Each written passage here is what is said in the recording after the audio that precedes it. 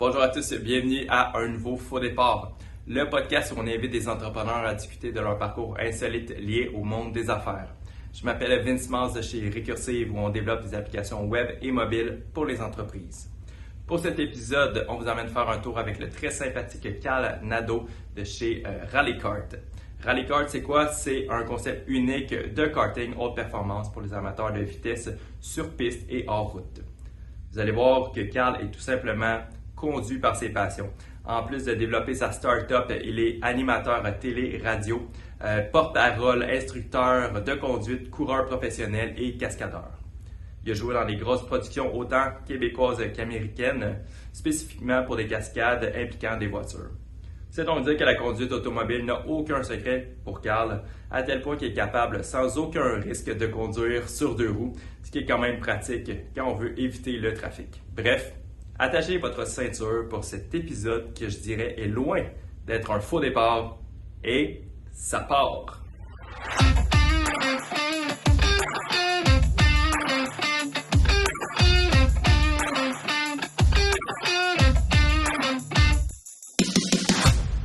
Hey, bonjour à tous, bienvenue à un nouveau Faux Départ. Je m'appelle Vince Mars de chez Recursive Solutions, comme vous avez probablement déjà entendu dans l'intro du podcast, mais j'aime ça me répéter. Je suis accompagné de Richer. Bonjour. Salut. Richer. Aujourd'hui, Richer, on va parler de voiture. Absolument. Tu donnes combien en char? Écoute... Entre 0 et 100, mettons. Entre 0 et 100, damn. Entre 0 et 100, je dirais 67. 67, OK. Ouais. C'est ta limite. Ouais, c'est ça, c'est à peu près. Non, je me débrouille, je connais les marques. Okay. Après ça, ça va moins bien. OK, parfait. On garde ça. On Ouais. va voir comment ça va se passer. On a aussi Alex Marchand. Bonjour. Aujourd'hui, ça va? Ouais, ça va, toi? Ça va très bien, merci. Fait que de ton côté, en char, tu t'y connais comment? J'irais peut-être avec un 7.5, 8, ben mettons 75-80. OK. J'aime ça. Je pourrais en savoir plus. Il me reste encore de la marge, mais quand même, j'aime ça. Parfait, parfait. Aujourd'hui, on va fast track avec notre invité, Cal Nadeau. Salut, Cal. Salut, ça va bien? Ça va très bien, toi-même? Ah oui, oui. Je suis content d'être avec vous autres, les boys. C'est un beau concept, le podcast. Puis je trouve ça intéressant, l'angle que vous avez pour approcher ça. Attends, c'est pas fait, là. Tu sais pas où on va t'amener non plus. Fait que... Ouais, j'en ai écouté d'autres, entre autres Étienne Dano, qui est super, un ami. parfait. Puis j'ai adoré ce que vous avez fait ensemble. C'est bien gentil. Le petit merci. côté humour mélangé avec le contenu, ça me touche. Bon, excellent. Ben, on va jumper in avec ce que tu fais dans la vie. On te connaît par Rallycart et d'autres projets aussi qu'on va pouvoir parler ultérieurement. Mais est-ce que tu pourrais me parler justement de ce que tu fais dans la vie un peu? Bien, j'ai rapidement diversifié dans la carrière parce que, étant toujours soit pigiste, soit entrepreneur, ben, tu as deux choix dans la vie. Tu restes chez vous puis tu espères que le téléphone sonne ou tu t'arranges pour le faire sonner. Okay. Donc, j'ai diversifié beaucoup, ce qui fait que je suis parti de la carrière télé quand j'ai déménagé à Montréal, où est-ce que j'animais beaucoup de séries télé différentes, la radio, le rédacteur en chef de magazine. Après ça, j'ai été vers des contrats de porte-parole aussi. Puis, après ça, à bâtir plusieurs entreprises. Entre autres, j'avais fait une série de courses avec Toyota, la Copeco, où est-ce qu'on a bâti la première année 27 véhicules de course à partir de rien. On partait de Toyota Eco-Hatchback. On les a livrés aux clients. On avait organisé Sérieux? la série de courses au complet. Donc, j'ai toujours été dans créatif, business, mais j'essaie, puis plus que l'âge avance, j'ai 50 ans maintenant, j'essaie toujours d'être dans des choses qui me passionnent parce que travailler 100 heures par semaine, si tu détestes ce que tu fais, c'est à peu près impossible. Donc, moi, ça ne me dérange pas de travailler des heures de fou 7 jours par semaine, mais il faut que le cœur batte. Okay. Et c'est ce qui a amené la business Rallycart, je continue de faire toutes mes autres activités. Je suis cascadeur sur des films encore. Je fais de la conduite de précision pour des commerciaux d'auto. Il y a un film québécois là, que les gens ont sûrement été voir là, dans les derniers mois, là, mais rencontrer les beaux-parents, là, qui est French Girl en français. Bon, ben la cascade T'as-tu fait une cascade là-dedans? OK. Ouais, ben, le Jaguar blanc, c'est moi qui conduis. J'ai pas vu le film, honnêtement, mais ça l'impliquait quoi, grossièrement? Petite poursuite le fun dans le Vieux-Québec. Okay. Là, quelques affaires assez funky. Fait que c'était agréable, surtout une équipe extraordinaire parce que ce qui est le fun, ultimement, en tournage, c'est pas juste de s'asseoir dans l'auto puis conduire. C'est que des fois, tu es 50, 60, 100 personnes sur un tournage. Même tu projet, vois toutes les fourmis s'activer. Tout le monde sait ce qu'il y a à faire. Il y a des horaires extrêmement serrés. Tout est minuté. Puis c'est de voir que tous les engrenages fonctionnent ensemble. Puis souvent, l'ambiance sur les tournages, c'est vraiment agréable. Okay. Donc, j'adore ça. Puis souvent, c'est plus le fun au Québec que les gros films américains parce qu'il y a un niveau de stress qui est supplémentaire. Fait que, oui, c'est prestigieux être cascadeur sur un film américain, mais tu vieillis de 5 ans à chaque film. Là. Okay. L'as-tu fait? T'as-tu oui, eu l'expérience des deux? Oui, X-Men, Transformer, comme cascadeur automobile. Puis t'as vraiment préféré les films québécois pour ce côté-là? Je veux dire, mettons, en termes de travail. Ou on parle de travail? Ouais, c'est ça. Mais mettons, tu parlais de passion. Là. Fait que si on reste dans la passion puis dans ce que t'apprécies. Le côté gros film américain avec des immenses budgets, c'est spectaculaire, c'est impressionnant. Tout ce que tu vois, c'est incroyable. Les décors, tu arrives en quelque part, puis tu te dis, crème, je savais pas qu'ici, il y avait ça. Puis là, tu cognes dessus, puis c'est en papier mâché. Ah, OK. Fait que c'est là que tu vois que c'est extraordinaire, tout ce qu'ils réussissent à faire. Mais l'ambiance n'est pas pareille. Puis je trouve que dans les films québécois, souvent, on travaille avec des plus petits budgets. Donc, tout est rodé au quart de tour parce que tu n'as pas 1 minute à perdre. Tandis que des fois, c'est un gros film américain, tu peux attendre 4 heures avant de bouger. Ouais. Fait que là, tu as toute l'équipe. Sur X-Men, je pense qu'on était 6 jours à un moment donné. Tu arrives de bonne heure, tu déjeunes, après ça, tu passes maquillage, costume. Là, tu es en pause, tu dînes. Après ça, tu es en pause, tu soupes. Puis après ça, ils disent tout le monde est en overtime, on tourne à soir, OK, t'attends. Puis là, finalement, 11 heures, à demain. Fait que c'est crime, mais il me semble que j'ai pas fait grand-chose. Ouais. Fait qu'on se faisait des concours de push-up, n'importe quoi, pour. Mais je pense pas qu'on voit ça sur un film québécois. Tu l'as pas, ce budget-là. Il faut que ça roule. Puis on est tellement créatif au Québec parce que si tu n'as pas les sous d'être relax puis de dire, l'éclairage, ça pourrait être mieux, on va attendre. Non, c'est comment on peut faire pour travailler maintenant avec ce qu'on a dans les mains puis que ça soit bon. Puis ils sont bons, les films québécois. Fait que moi, je suis bien, bien, bien fier de ce qu'on fait chez nous. Ben, tant mieux, c'est le fun. Ouais. Tout ça, j'ai même pas parlé de Rallycart. C'est que je t'ai side-tracké avec ça, mais c'est super intéressant. Mais j'ai une tendance. On va te ramener, inquiète pas. Parce que là, moi, j'avais envie de repartir un peu. Parce que tu nous as parlé que tu faisais de la télé, tu as animé des choses.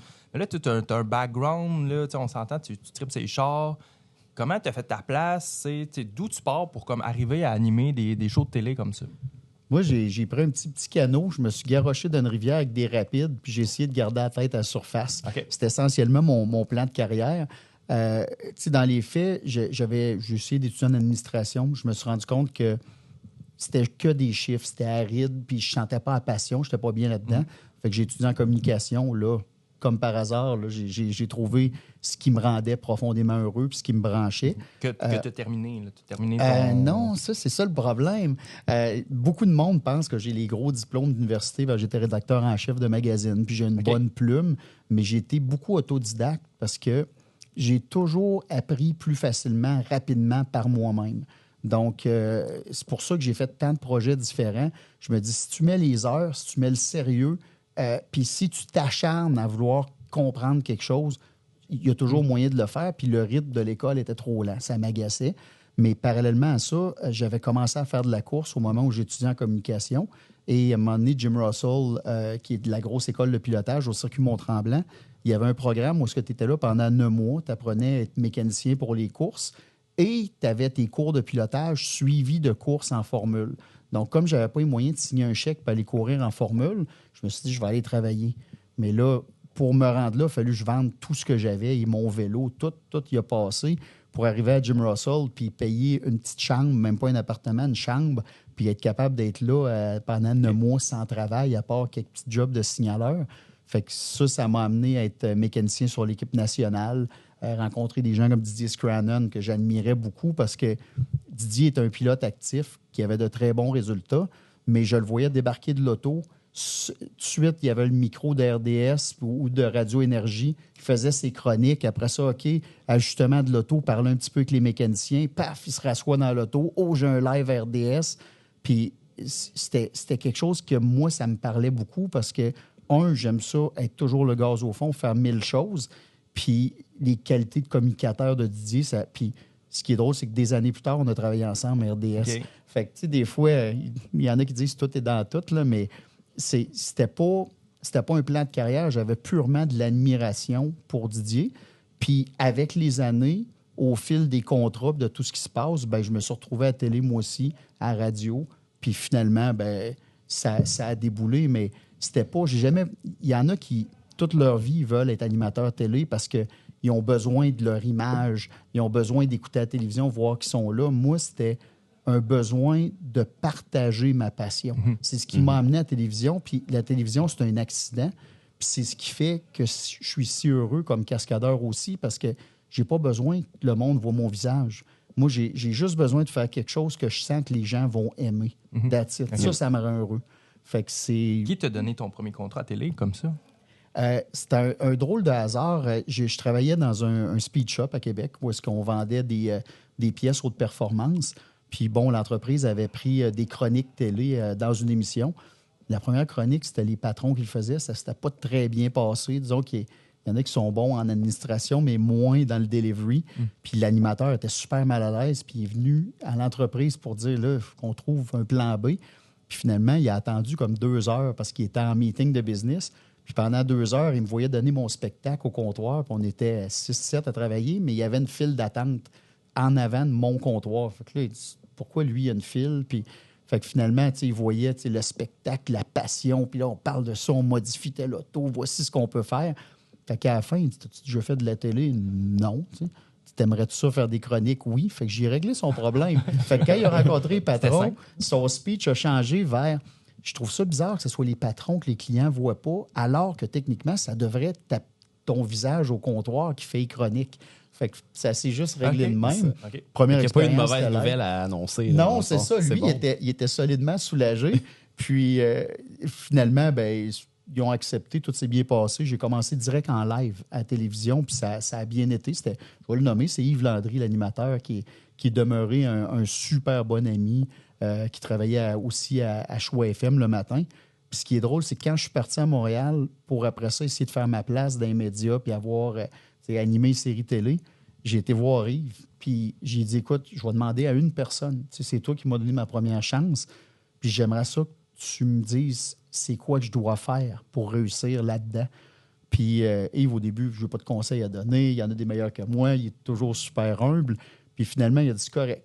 Il m'a fait un long speech, un 5-10 minutes en disant là, tu vas écouter ce que tout le monde fait.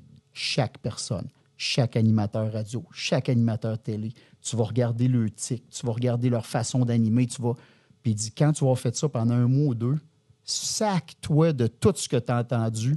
Fais à ta tête puis sois toi-même.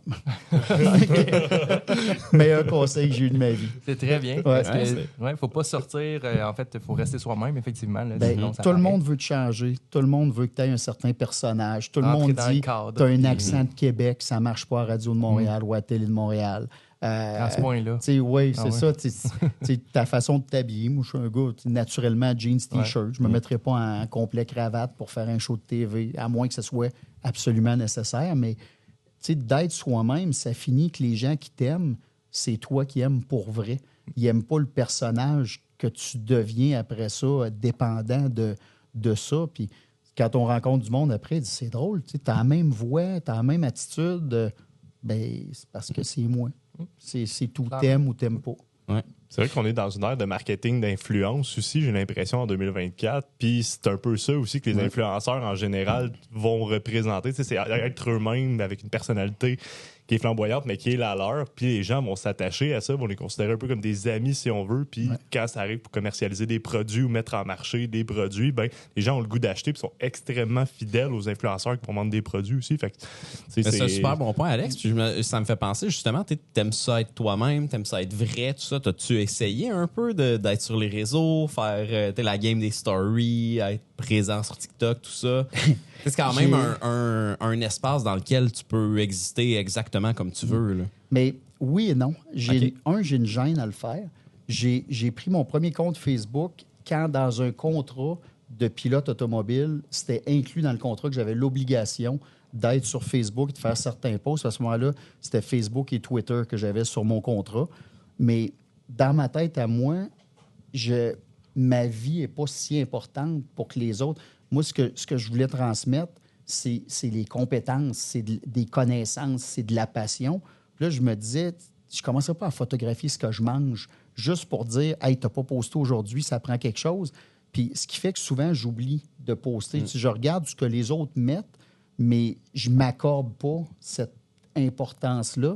J'ai toujours eu un malaise. Exemple, avec Facebook, moi, j'avais une page Facebook normale. Tout le monde me disait, prends tout de suite une fanpage parce que là, tu vas dépasser le 5000 amis. Je me disais, voyons, quand est-ce que je vais avoir 5000 amis sur une page? Puis là, à un moment donné, là, tu as un compte plein 5000 avec je ne sais pas trop combien de followers que Facebook tolère avant de te caper. J'ai ouvert une autre page personnelle parce que pour moi, fanpage, c'était prétentieux. Fait que là, je me retrouve avec une deuxième page pleine. Ouais, ça commence à être de la gestion. Ouvre finalement une fanpage. Mais j'ai de la misère à alimenter la fanpage parce que je me sens pas bien. Je comprends. Ouais. Mais ça m'amène une question. Là. Justement, tu dis que tu as un malaise avec un peu le concept de fanpage puis tout ça. Est-ce que tu te considères comme quelqu'un de connu? À toutes les fois que quelqu'un me rencontre et me dit ça, puis justement, j'étais porte-parole d'un salon en fin de semaine à Chicoutimi. Il y a du monde qui font « Hey, wow! » Puis je réponds tout le temps « Je suis super connu dans ma famille. » C'est vraiment mon liner officiel. T'as un bon liner, mais t'as une grosse famille. Ouais, mais j'ai déjà avec 5000 amis. C'est ça. Mais il y a encore... C'est plus les... Mais bon, je me rends compte que, contrairement, mettons, à un Martin Matt, ou des humoristes que peu importe où il va, que ce soit au Québec ou même en vacances, il y a toujours du monde. Tandis que moi... Si je vais à l'Opéra de Montréal, il y a des grosses chances que personne ne me reconnaisse. Alors que quelqu'un de vraiment connu, lui, il va se faire reconnaître. Mais c'est sûr que si je vais dans n'importe quoi qui a rapport avec l'automobile ou des choses que j'ai faites, ou exemple, on a fait les pires chauffeurs québécois, ça allait amener une toute autre clientèle que je n'avais pas nécessairement dans mes fans habituels. Là, c'est sûr que je vais me faire reconnaître, mais je peux quand même vivre dans un parfait anonymat si je choisis où aller. Fait que dans ma tête, je ne suis pas vraiment connu.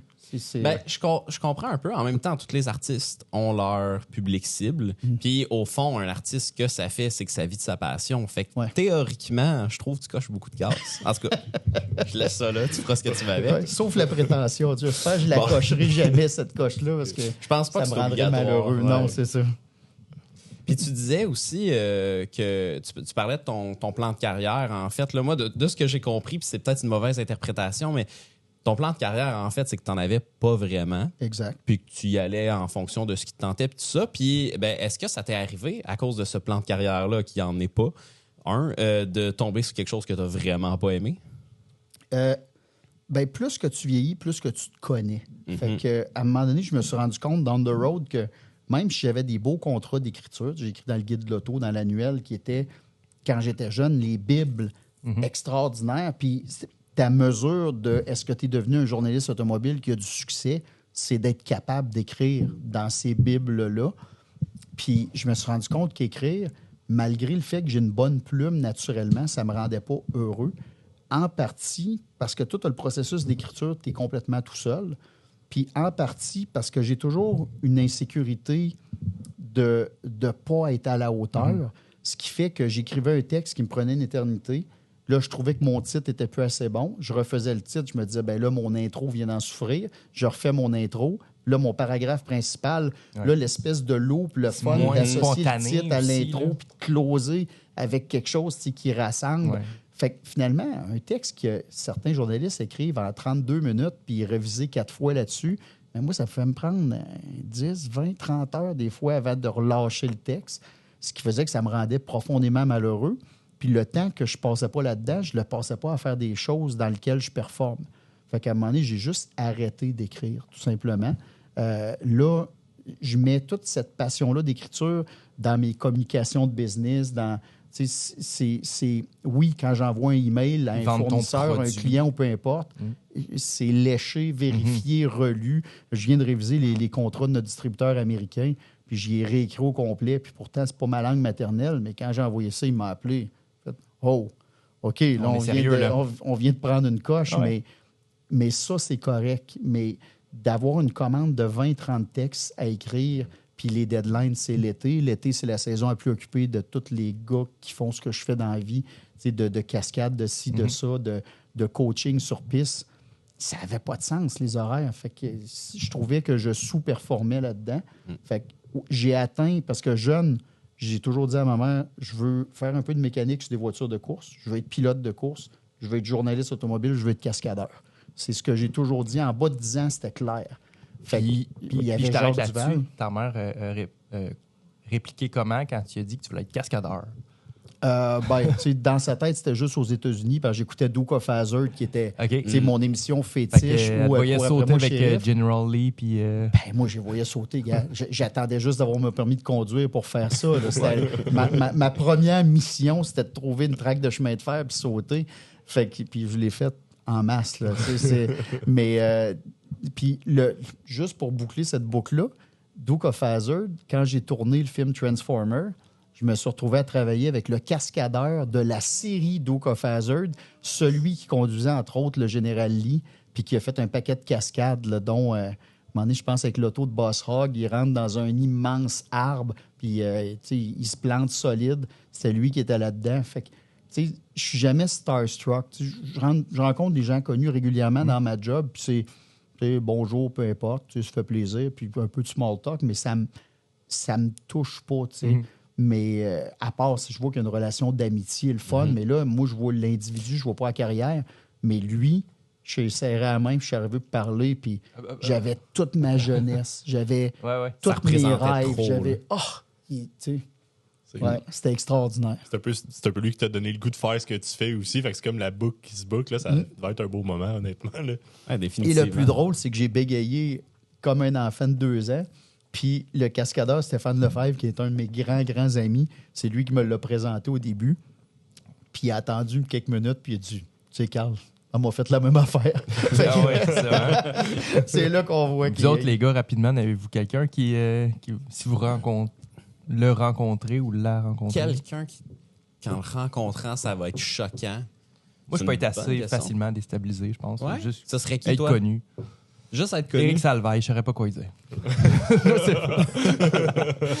Parce que je l'ai déjà rencontré, j'ai déjà servi dans un resto avant tout ça. Mais... Il y a tellement de jokes qu'on pourrait faire, qu'on est tellement sébrés. Je saurais pas quoi dire.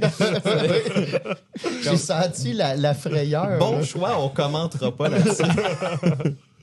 Tu le sais-tu, Alex? Moi, j'ai déjà rencontré des politiciens, mettons des premiers ministres, des affaires là même, dans des setups. Je me suis un peu impliqué dans la politique dans le passé. Puis, c'est vraiment un premier ministre, j'ai quand même eu un petit shake dans le genou, je dirais. Là, sinon, niveau peut-être. Je sais pas, honnêtement. Niveau humoriste, peut-être aussi. Rencontrer Martin Matt, mettons, quand même, je l'aime bien comme humoriste. Fait que d'après moi, je serais peut-être starstruck. Ouais, moi, tu vois, c'est étrange.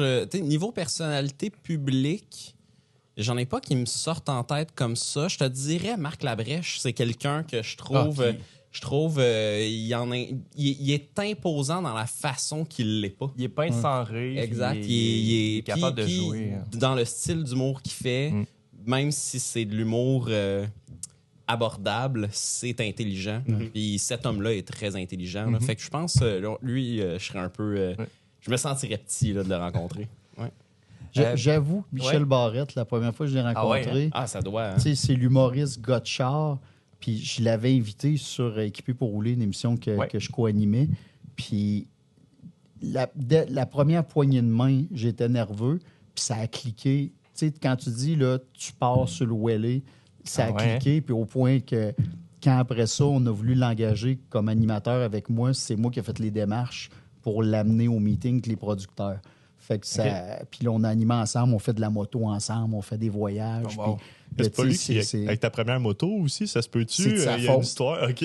Parce que sa faute. Oui, bien, dans les faits, moi, début vingtaine, mettons, je sais pas, entre 20 et 25 ans, j'ai appris tous mes cours de moto. Puis en allant faire l'examen de la SAC, j'ai retourné de bord, je me suis pas présenté à l'examen. Parce que le lendemain, j'avais ramassé mes sous, j'ai acheté un GSX 1000, puis probablement quelques semaines plus tard, ça aurait été tranquille le reste de ma vie. Fait que j'avais pas la maturité pour avoir une moto comme ça, mais dans ma tête, il n'y a pas d'autre chose qu'une moto sport avec ben du power, puis faire du wheelie à 250, puis c'est ça que je voulais. Fait que j'ai comme eu un flash de dire « t'es pas prêt ». Puis à 40 ans, je suis en train d'animer avec Michel Barrette. On est au circuit Icar, puis il y a son Harley que je trouve super beau. Puis à toutes les fois, quand on a des pauses de tournage, on est couché en dessous d'une de ses autos, puis là, on regarde, hey, check ça, la braquette, mon Carl, on a fait ça de même, puis il est tout le temps très. Là, il dit, prends ma moto. Je dis, mec, j'ai pas mon permis, tu sais.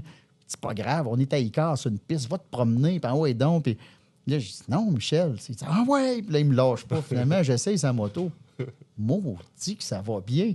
Fait que finalement, je l'ai roulé une couple de fois, puis des mois plus tard, ou même l'été suivant, ma piscine brise, je suis de mauvaise humeur, journée tout croche, j'ai un T-Rex. Fait que je pars, je mets le kit au sel dans la valise de mon T-Rex, puis je m'en vais vers la compagnie qui m'avait fait beaucoup de promesses, puis que finalement, c'était une cochonnerie que j'ai achetée. Et je vois un super beau Harley à vendre. Fait que j'arrête, négocie le Harley, achète le Harley. Fait que finalement, quand je suis arrivé pour réparer mes affaires de piscine, j'étais de bonne humeur. Puis quand je suis arrivé avec ma première ride avec Michel, je me suis rendu compte que j'avais acheté exactement le même bike que lui. À différence près que Michel, il y avait un petit pinstripe bleu pâle. Moi, le pinstripe était rouge, mais c'était le même bike. Fait que c'était très comique. Après ça, tu promenais ensemble. La même sensation. Pourtant, je connaissais pas assez les Harley pour dire j'achète tel ou tel modèle. Je l'ai juste trouvé beau en passant. Quand je l'ai essayé, oui, pas de permis, mais quand je l'ai essayé, ça a cliqué, puis j'ai fait « Wow, OK, j'aime ça, les sensations, c'est réglé, je le prends. » Fait que finalement, tu sais, des fois, on prend des décisions comme ça, sur le fly, puis ça s'avère être des bonnes. Fait que pas de wheelie. En Harley, c'est plus dur, mais je te dirais que le frame en dessous, parce que des années plus tard, sur les pires chauffeurs, je travaillais avec un policier, Daniel Fortier, qui était un extraordinaire pilote de moto. Puis c'est lui qui donnait toutes les formations de moto aux policiers. Puis, tu sais, il était reconnu, tu sais, un monsieur qui a l'air tout relax. Puis, tu sais, il n'a pas l'air d'un motard hardcore, mais quand les élèves disaient que ses parcours étaient trop difficiles puis que ça n'avait pas de bon sens, ça y est déjà arrivé. Il était assis sur le côté de la moto avec son café. Il a enlevé le stand, parti à la moto, il a déclenché d'une main en ayant 2 pieds du côté gauche, puis il a fait le parcours sans renverser son café. Fait que c'est le genre de pilote de moto, tu sais. Fait qu'à un moment donné, moi, je disais que je frottais le frame du Harley parce que, tu sais, il riait, parce que lui, il a des motos BMW, puis son gars ride aussi. Fait que finalement, tu sais, il dit, ben non, tu frottes pas le frame sur un Harley, c'est une cochonnerie, tu sais. Fait que finalement, son gars, il se couche en dessous, puis il dit, père, viens voir. Puis tout le châssis en dessous de mon Harley était grindé au complet parce que sortie d'autoroute, si tu veux garder un peu de rythme, t'as pas le choix. Là. C'est pas les échappements qui frottent, c'est le frame. Là. Okay. Fait que c'était le temps que je le vende puis que j'achète d'autres choses. Ben, écoute, on s'est rendu jusqu'à ta moto, mais... on n'a toujours pas parlé de Rally Kart. C'est exactement ça où je m'en allais. En fait, Rally Kart, c'est quoi? Rally Kart, c'est une compagnie qui est partie de la passion de 2 gars pour le sport automobile. Les 2, on était au même point. Dans mon cas, la mi-quarantaine, lui, il était autour de début 50. Avoir le rush qu'on avait jeune à rouler sur une piste, ça prenait des voitures de plus en plus dispendieuses, de plus en plus coûteuses à entretenir, moins fiables souvent parce que tout est poussé à la limite. Fait qu'on se rendait compte qu'on gagnait bien notre vie, mais on n'avait pas, on n'était pas des multimillionnaires qui pouvaient se gâter. Fait que là, on avait le choix d'avoir des autos moins vite que ce qu'on aime. Puis là, tu as l'impression qu'un peu tes week-ends de course se passent au ralenti. Fait qu'on a dit comment, qu'est-ce qu'on peut faire?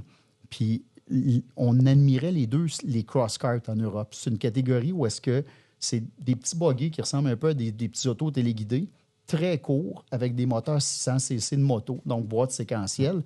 Mais je t'arrête 2 secondes. Tu dis en Europe, ça n'existe pas au Canada? Ça n'existait pas. C'est des classes qu'on n'a jamais eues au Canada ni aux États-Unis. Il y a eu quelques-uns qui en ont importé par-ci, par-là comme individus.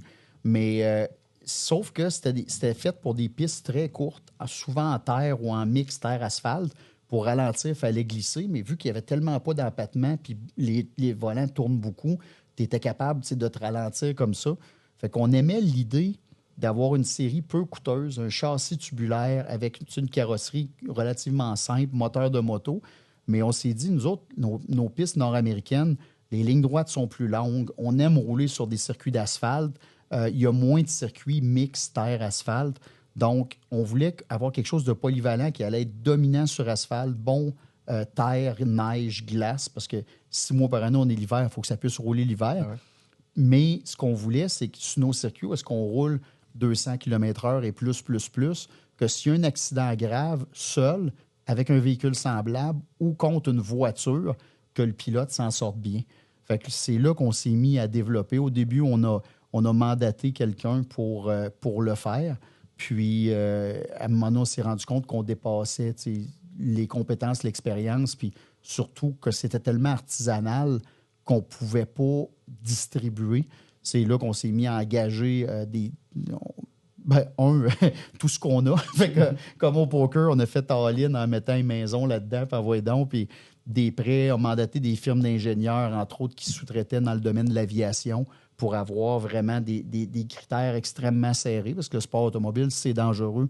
Tu veux réduire les risques au maximum. On a mandaté des firmes de design et là, on avait des demandes très précises sur ce qu'on voulait comme véhicule et on voulait surtout que ça puisse se produire en série. Alors là, après toutes ces années-là, maintenant, on a lancé, début de cette année, notre véhicule achevé, qui est, au lieu de l'appeler une nouvelle génération, il y a un nom à part, c'est le Revo One. Donc, Revo pour la nouvelle génération de véhicules, One pour un passager, parce que dans le futur, on va avoir 2 passagers. On veut faire le Revo E à un certain point, qui va être le Revo électrique. Donc, on est là-dedans. Et là, ça bouge pour vrai. Mais la ride n'a pas été si facile. Ben, félicitations pour le lancement, d'ailleurs. Merci. Puis là, dans le fond, ce bolide-là, on utilise ça en circuit fermé ou hors route? Au Canada, oui. Au Canada. Dans les faits, c'est un véhicule qui est redoutable sur asphalte. Fait que la plupart des pistes au Québec n'ont pas des lignes droites si longues que ça. Donc, on a mis une vitesse maximale avec les engrenages qu'on utilise d'à peu près 225 km/h, mais ça s'atteint rapidement parce qu'on parle d'un véhicule propulsé, qui est un châssis tubulaire, vraiment un véhicule de course, propulsé par une mécanique de Suzuki Hayabusa, 6 vitesses séquentielles. On a un différentiel de course à glissement limité en arrière, des suspensions très évoluées. Donc, à 1050 livres pour plus de 200 chevaux, ça commence à être drôle comme expérience, mais le véhicule est hyper polyvalent, de sorte que tu peux rouler gravier, sable, neige, glace, l'hiver sur des lacs glacés. Sans changer la suspension? Pneus, on touche à rien. Okay. Fait que quand on a développé les suspensions avec les ingénieurs, puis on a utilisé le plus possible ingénieurs québécois, compagnie québécoise, on a développé avec Elka, qui est une fierté québécoise, puis qui vend des suspensions partout dans le monde, qui travaille avec des éditions spéciales avec des manufacturiers. Donc, on a développé avec eux autres et on voulait que la suspension soit extrêmement performante sur asphalte, mais en permettant toutes les autres activités. Okay. Donc, il y a une petite souplesse sur l'asphalte qui fait que c'est assez facile à conduire, mais qui permet de faire tout le reste avec la machine. Pas d'ajustement, tu passes de un à l'autre, tu changes juste tes pneus, là, si je comprends bien. Il y a 2 façons de le voir. On roule le plus possible nos machines avec ce que j'appelle un setup polyvalent, de sorte qu'on roule notre machine un petit peu plus haut qu'on pourrait la rouler sur asphalte, mais en la mettant plus haute, elle rentre dans toutes les remorques sans accrocher. Fait que c'est un détail, mais il y en a plein pour rentrer dans une auto de course dans la remorque. Tu as plein de blocs de bois en dessous des roues, puis là, ça passe, tu arrêtes un petit peu, force, level derrière, on ne voulait pas ça. Là, tu rentres sa remorque, il te reste juste à l'attacher. Pas compliqué. Et on est capable en faisant des ajustements très rapides, on a une suspension qu'on appelle coil-over. Donc, tu es capable d'ajuster. Chaque amortisseur, c'est une vis. Donc, tu peux jouer sur la hauteur. On a plusieurs points d'attache pour les suspensions, dépendamment à quelle hauteur tu veux rouler. Après ça, on a des ajustements pour ceux qui aiment la technique, là, compression, rebound, slow rebound. Fait que tu as 3 voies d'ajustement différents en dureté. Fait que, on va te dire, quelqu'un qui veut faire l'ingénieur, il peut, mais on les livre avec un ajustement qu'on sait qui va faire le travail tout le temps. Okay. Est-ce que tu vas perdre 2 dixièmes sur la piste? Oui. Est-ce que tu en as besoin pour dominer? Non. Okay. Fait que on y va pratique. Mais moi, je me demande, parce que là, tu disais, bon, au Canada, non, en dehors des circuits, ça roule pas, on connaît les réglementations. T'en laisses pas beaucoup passer, je trouve. Non, mais je sais, mais tu t'es-tu intéressé à qu'est-ce que ça prendrait pour être capable d'en rouler un sur la 40, mettons? Un changement de mentalité gouvernementale. Bon, oui, mais dans les faits, au Québec, on a toujours été extraordinairement strict sur ce qu'on appelle les véhicules artisanaux, les véhicules un peu moindrement modifiés. on n'est tellement pas permissif, on prend tellement pas de chance, alors que des fois, dans certains autres pays, ils ont des réglementations qui sont beaucoup plus lousses. Tu sais, en Floride, le monde se promène avec des 4 roues avec des clignotants, des side-by-side avec des clignotants. Ils perdent le contrôle aussi un peu, je trouve. Oui, il y a des fois que l'élastique peut aller trop d'un bord, mais au Québec, par rapport à l'investissement nécessaire pour potentiellement réussir, on trouve que c'est un risque financier qui est trop important si on ne réussit pas.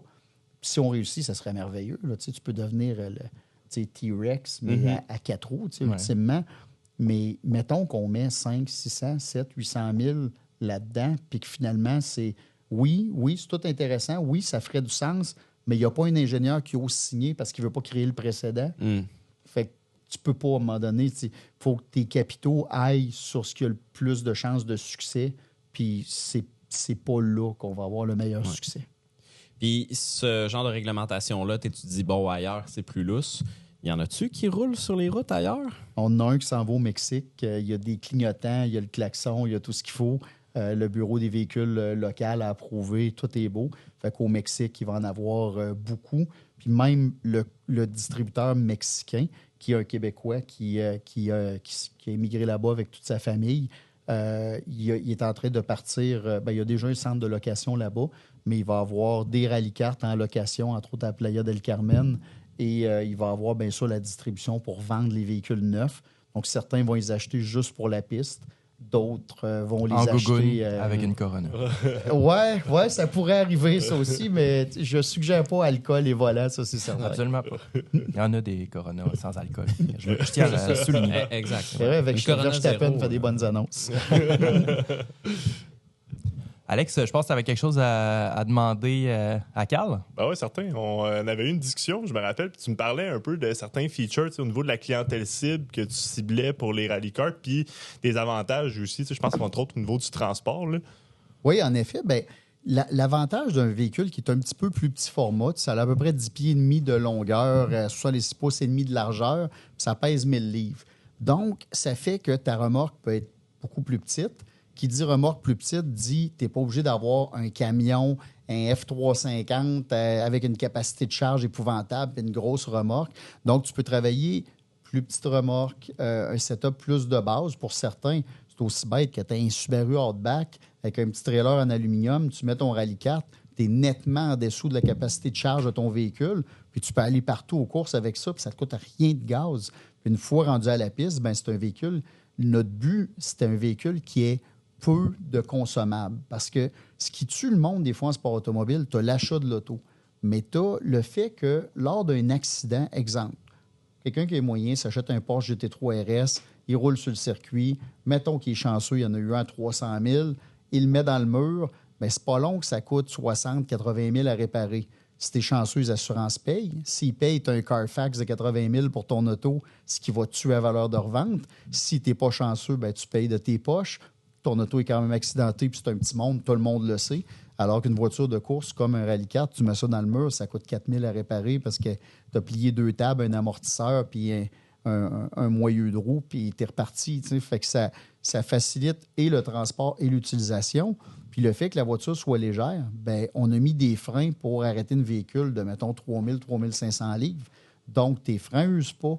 Tes pneus usent très peu parce qu'on a quand même des pneus de 205 de large aux 4 roues, mais sur un véhicule, encore une fois, de 1000 livres. Fait que si tu ne fais pas exprès pour rouler ça de travers dans la fumée, bien, ultimement, tes pneus vont durer longtemps.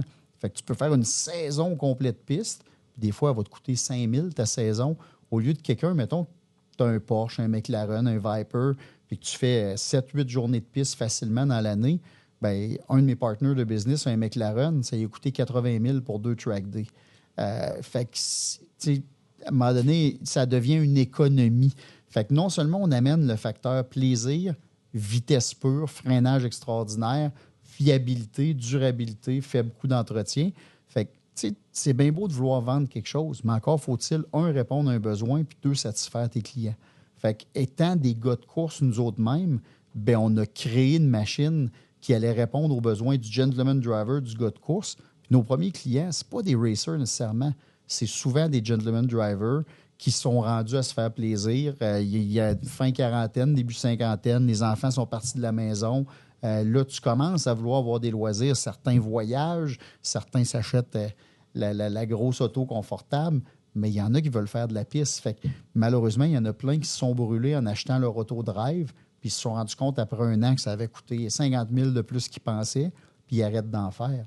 Fait que là, on amène une solution à tout ce beau monde-là. Gentleman Driver? Oui, dans le fond... Un segment de marché? Un gros segment de marché parce que si tu regardes, il y a des années, faire de la piste dans la tête du monde, même moi, quand j'ai commencé, amener une voiture sur circuit dans ma tête, il fallait que tu sois un pilote professionnel. Avec l'avenue d'Internet, on s'est rendu compte qu'il y avait moyen d'aller sur des pistes sans être un pilote pro qui gagne sa vie avec ça, ou à tout le moins qui flamme tout ce qu'il a gagné dans sa vie pour faire ça. Donc, tu es capable de faire ce qu'on appelle des journées de lapping. Donc, soit que tu loues une piste seule ou avec des amis, ou qu'une organisation fait un événement où est-ce que la piste est louée. Puis là, ça peut être juste par session, à coût de 15-20 véhicules, des fois, dépendamment de la grandeur de la piste. Tu fais ta session de 20 minutes, puis là, tu as 40 minutes de pause, puis tu te fais un barbecue avec tes amis, puis c'est des belles journées. Ou des fois, c'est du time attack, donc chronométré. Fait qu'à ce moment-là, tes sessions, à toutes les fois que tu embarques, tu es contre la montre. Puis c'est sûr que pour certains, ils vont faire ça pendant 30 ans, puis ils vont être parfaitement heureux. Parce que soit qu'ils n'ont pas le côté compétitif, soit qu'ils ne veulent pas prendre le risque du sport automobile pour de multitudes de raisons. Des fois, il y a une trop belle voiture, puis ça ne leur tente pas d'avoir une trace de pneu dans la porte. Donc, ça fait qu'il y a un gros besoin de gens qui n'ont aucune envie d'être professionnels, mais qui veulent quand même vivre l'expérience. Puis, ce qui est le fun avec des machines ultra rapides, c'est que tu n'as pas l'air d'un fou sur la piste parce que tout le monde trouve que tu vas excessivement rapidement, même si tu roules à 40, 50, 60 % de ton véhicule.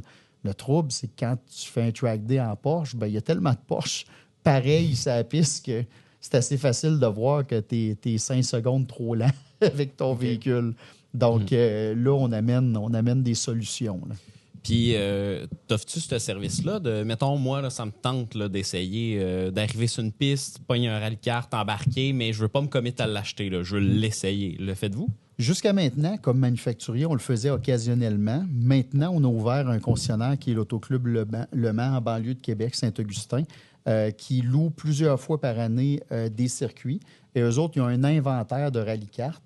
Et ils vont louer, dépendamment de la clientèle, soit des programmes corporatifs, où est-ce que tu as un groupe, ça vient avec un instructeur qui souvent va être moi, un lead instructor qui va donner vraiment une formation claire de pilotage, où est-ce qu'il peut même avoir des tours un peu en pace car pour découvrir la piste, les points dangereux.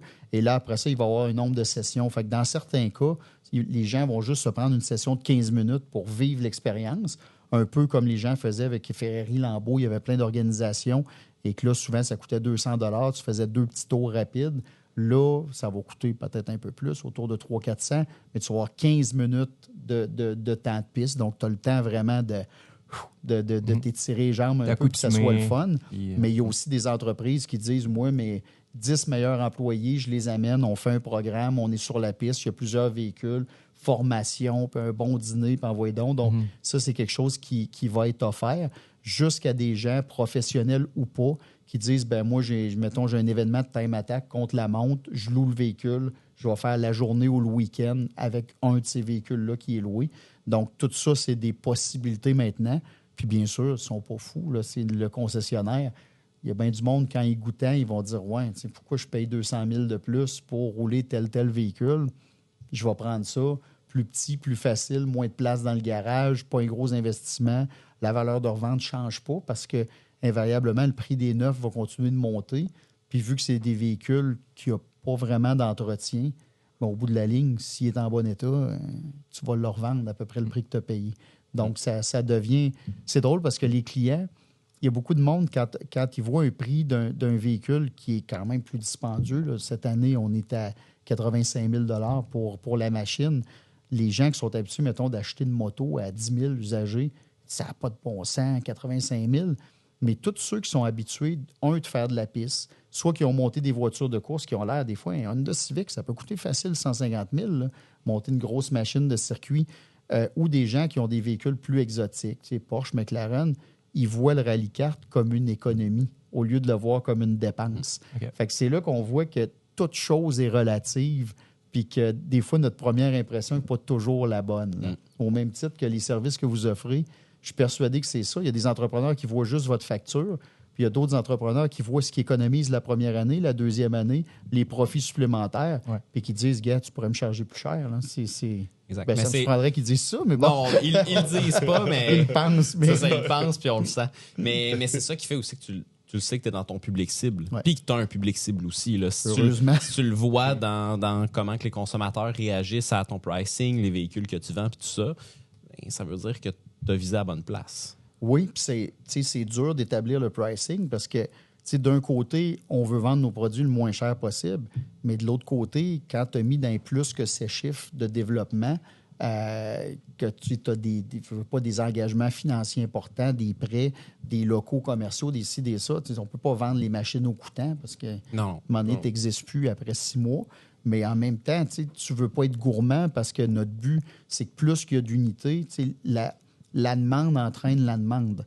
Fait qu'au bout de la ligne, c'est de là pourquoi on avait un seul compétiteur en Amérique du Nord. Puis à première occasion, on s'est contacté, puis on est devenus amis. Puis quand ils sont déplacés au Grand Prix de Trois-Rivières, les propriétaires de l'entreprise, on a montré notre véhicule, on a enlevé la carrosserie, on a dit, gars, regarde, c'est ça qu'on fait. Il n'y en a pas de secret. Vous êtes des concepteurs, vous connaissez ça. Ça, c'est notre machine. Maintenant, est-ce qu'on collabore ensemble ou est-ce qu'on joue un contre l'autre? Puis le réflexe, ça a été wow. Oui, si on peut faire des événements conjoints, des fois, dans certains marchés, des fois, tu n'as pas assez d'unités. Fait que pour faire un bon show, un a 8 machines, l'autre a 8 machines dans cette région-là. Tu les mets ensemble, tu as fait une maudite belle course à 16 machines. Tu développes le marché. Oui, exact. Puis là, tu crées une demande, les gens voient que ça fonctionne, puis là, tout le monde gagne, puis tout le monde grimpe. C'est une grosse game de notoriété, dans le fond. Absolument. Surtout quand tu crées un créneau qui n'existe pas en Amérique du Nord. Fait que ceux qui le savent, qui l'ont essayé, qui l'ont goûté, adorent. Mais ultimement, nos clients deviennent nos ambassadeurs. Fait que plus que j'ai de clients, plus j'ai d'ambassadeurs. Fait que le but, c'est de ne pas les égorger quand ils achètent une machine. Puis il y a le principe aussi, dans le détail aussi, de location. Je pense que c'est prouvé scientifiquement que si tu prends 2 compétiteurs, que tu les mets en concurrence visiblement, c'est pour ça qu'il y a souvent des stations-service qui se ramassent l'une en face de l'autre d'ailleurs, c'est que la localisation va être favorable parce que les gens vont faire un choix à 50% pour l'un et pour l'autre, dépendamment de facteurs qui sont plus... certain que si les deux seraient extrêmement éloignés dans un village, dans une ville ou whatever. Fait que je pense que c'est un peu ça aussi. Si vous travaillez en collaboration avec votre compétiteur, que vous êtes au même endroit, bien, le consommateur va pouvoir faire son choix sur place selon des critères qui vont être établis, bien, je sais pas, en fonction de sa personnalité, en fonction de son comportement de consommateur. En fait, il va s'associer à une marque ou à l'autre pour des raisons différentes, mais location va lui permettre d'avoir les options. Là. Dans notre cas, location est loin parce que notre compétiteur, ils sont dans l'Utah.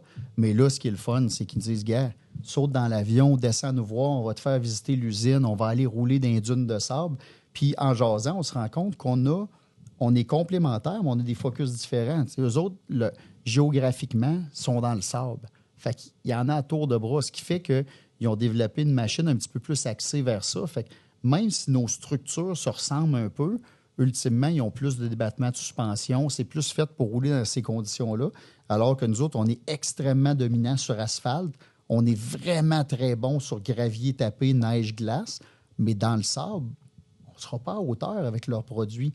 Fait que dépendamment du marché, moi, si j'ai un client qui dit, moi, je veux faire des dunes de sable du matin au soir, je vais donner leur numéro de téléphone. Au bout de la ligne, je ne veux pas décevoir un client si notre application n'est pas la bonne. Mais ce que je pense et ce que j'espère, c'est que ça peut revenir aussi de l'autre côté. Parce qu'ultimement, quelqu'un qui a son besoin, c'est notre machine, ils ne décevront pas leurs clients. Puis je pense que ça envoie un beau message dans l'industrie qu'on n'est pas toujours obligé d'écraser les autres. On peut tout le monde se soulever. Là. Absolument. Tu parlais de Club Le Mans? Oui, l'Autoclub Le Mans à Québec. L'Autoclub Le Mans. C'est quoi ça? C'est, dans le fond, ça a une multitude de vocations. Puis c'est un peu comme ma carrière, fait que j'aime ça, moi, quand tu as des combinaisons de plein de choses. Imaginez un local. Oui, exact. Fait qu'imaginez un local de 10 000 pieds carrés que tu rentres là puis que la mâchoire te tombe. Fait que le plancher, tu sais, un peu en look marbre avec de l'époxy. Okay. Des ponts élévateurs où est-ce que tu peux mettre 3 véhicules, un au sol, 2 dans les airs. une section esthétique automobile, une section showroom rallye-cart, parce que c'est maintenant le revendeur pour nos produits pour le Québec, l'Ontario et les Maritimes. Et tu as une section lounge pour les membres. L'avantage des membres, tu as plusieurs types de membership. Tu as les premiers, c'est des membres qui veulent participer à toutes les activités. Parce que c'est un regroupement, au bout de la ligne, de gens qui ont des voitures souvent un peu dispendieuses, un peu exotiques, des voitures spéciales. Pas nécessairement la voiture qu'ils prennent pour aller faire l'épicerie, mais qui veulent faire des activités. Et souvent, ces gens-là ont ces véhicules-là extraordinaires, mais ils aimeraient ça avoir une communauté où est-ce qu'ils peuvent travailler ensemble, ils peuvent s'amuser, ils peuvent dire, OK, là, on part, on s'en va coucher à Saint-Sauveur. Après ça, on a une journée de piste ensemble ou on s'en va rouler aux États-Unis ou peu importe. Donc, ils aimeraient ça avoir plein d'activités. Puis c'est souvent des gens d'affaires. Fait que plus que tu te montes un bon réseau de contacts, plus que toutes les entreprises en profitent. Donc, il y a des memberships juste pour faire partie de ça. Il y a des memberships avec l'entreposage. Parce que souvent, quand tu as une belle voiture comme ça, puis tu as beau un garage 4 portes à la maison, bien, il y en a beaucoup que c'est ça. Puis là, le monde dit, attends une minute, tu as un garage 4 portes. Ouais, puis mon auto d'hiver, elle couche dehors parce qu'il n'y a pas de place. Fait que souvent, ils se retrouvent à vouloir les entreposer, mais donc, tu as un McLaren à 400-500 000. Tu ne mets pas ça dans une grange que les souris vont manger tes bancs pendant l'hiver. Fait que tu cherches un endroit pour ça. Et la dernière chose que tu veux quand tu as une auto de même, tu l'entreposes. C'est un beau dimanche, tu te lèves, tu dis là, on s'en va se promener. Tu enlèves la couverture et plein de poussière. On dirait que c'est comme si ça gâchait ton début. Fait que là, tu as l'esthétique. Tu peux appeler au club en disant, regarde, dimanche matin, 9h, je ramasse ma voiture, je vais me promener pour la journée. La voiture est prête, est lavée, l'esthétique est faite. Okay. Tu sors avec ton beau véhicule, puis quand tu reviens, tu lances les clés, lavez-moi ça comme faux propre, entreposez-moi ça. Et au deuxième étage, tu as salle de conférence, lounge, tu as vraiment télé, l'espace bar, ces choses-là. Ce qui fait que ça devient des locaux corporatifs qui peuvent être loués, parties de Noël, réunions d'affaires, parce que tu as des salles de réunion. Et tu as un balcon au deuxième étage qui donne sur l'entrepôt. Fait que tu as vu, quand tu prends ton petit cocktail parce que tu as loué à la salle pour peu importe quel événement, ben tu vois un paquet de Ferrari, Lambo, McLaren, Viper, puis tu vois le showroom des rallye-cars. Il y a pire. Moi, je peux-tu emmener un client là-bas, genre, juste pour l'impressionner? Oui, bien, ça vient avec le membership. Ultimement, ceux qui sont membres, tu as des occasions où est-ce que tant de fois par année, tu peux, par exemple, louer la salle de conférence pour faire des meetings, ou comme membre, tu as un certain nombre de passes où tu peux amener un non-membre dans l'année pour aller passer une soirée des installations. Puis c'est sûr qu'il n'y a pas de permis de boisson, c'est des permis par événement. Donc, si tu as une grosse soirée, tu as le permis en conséquence, mais c'est sûr qu'il y a des membres qui vont amener leur petite glacière. Puis mettons, là, c'est quoi le modèle de base faut que tu ailles pour faire partie du club, mettons? T'es prêt à descendre jusqu'à quelle voiture? Tu peux pas aller storer ta Toyota Corolla. Mais techniquement, c'est bien propre.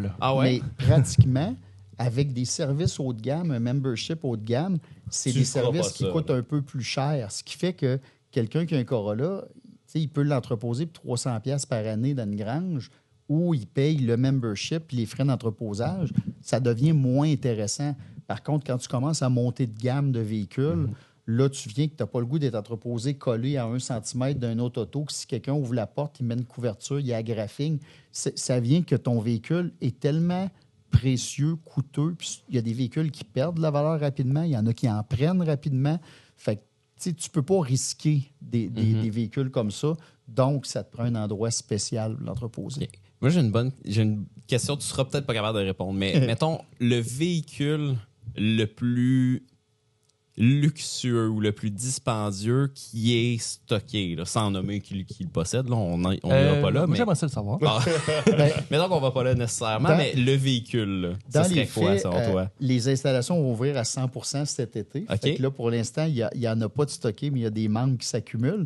Mais l'Autoclub Le Mans a entre autres un Bentley Moleskine pour faire du raccompagnement ou des choses comme ça, ou des événements. Fait que déjà là, je peux te dire que c'est pas très gênant comme véhicule. Puis tous les actionnaires ont tous des belles voitures. T'sais, moi, j'ai un Lambo, il y en a un autre qui a un Porsche GT4. Après ça, il y en a un qui a une collection d'autos, mais mon NSX, Viper, ça, il y avait un McLaren, tu peux en nommer. Après ça, l'autre, il y a un Camaro, un Maserati, un paquet d'autres choses. Fait que finalement, juste les actionnaires de l'entreprise, on a déjà un parc correct. Là. Ouais, on n'est pas pire. Justement, des chars de luxe, je pense, tu semblais nous dire en pré-entrevue un peu que ça fonctionne souvent par courtier aussi pour l'achat.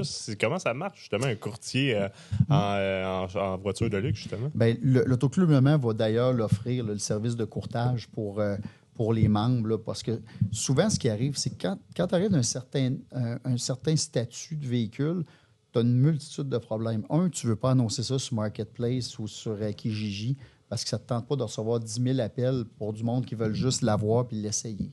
Fait que ça devient un problème. Il y a aussi que malheureusement, au Québec, souvent, il y a un phénomène de jalousie. Fait que les hommes d'affaires qui réussissent bien, souvent, c'est pas quels efforts tu as fait, c'est qui t'a volé dans la mentalité. Ce qui fait que ces gens-là, ils ne veulent pas recevoir du monde qu'ils ne connaissent pas à la maison pour qu'ils voient leurs installations, les autres véhicules. Fait que souvent, il y a un malaise.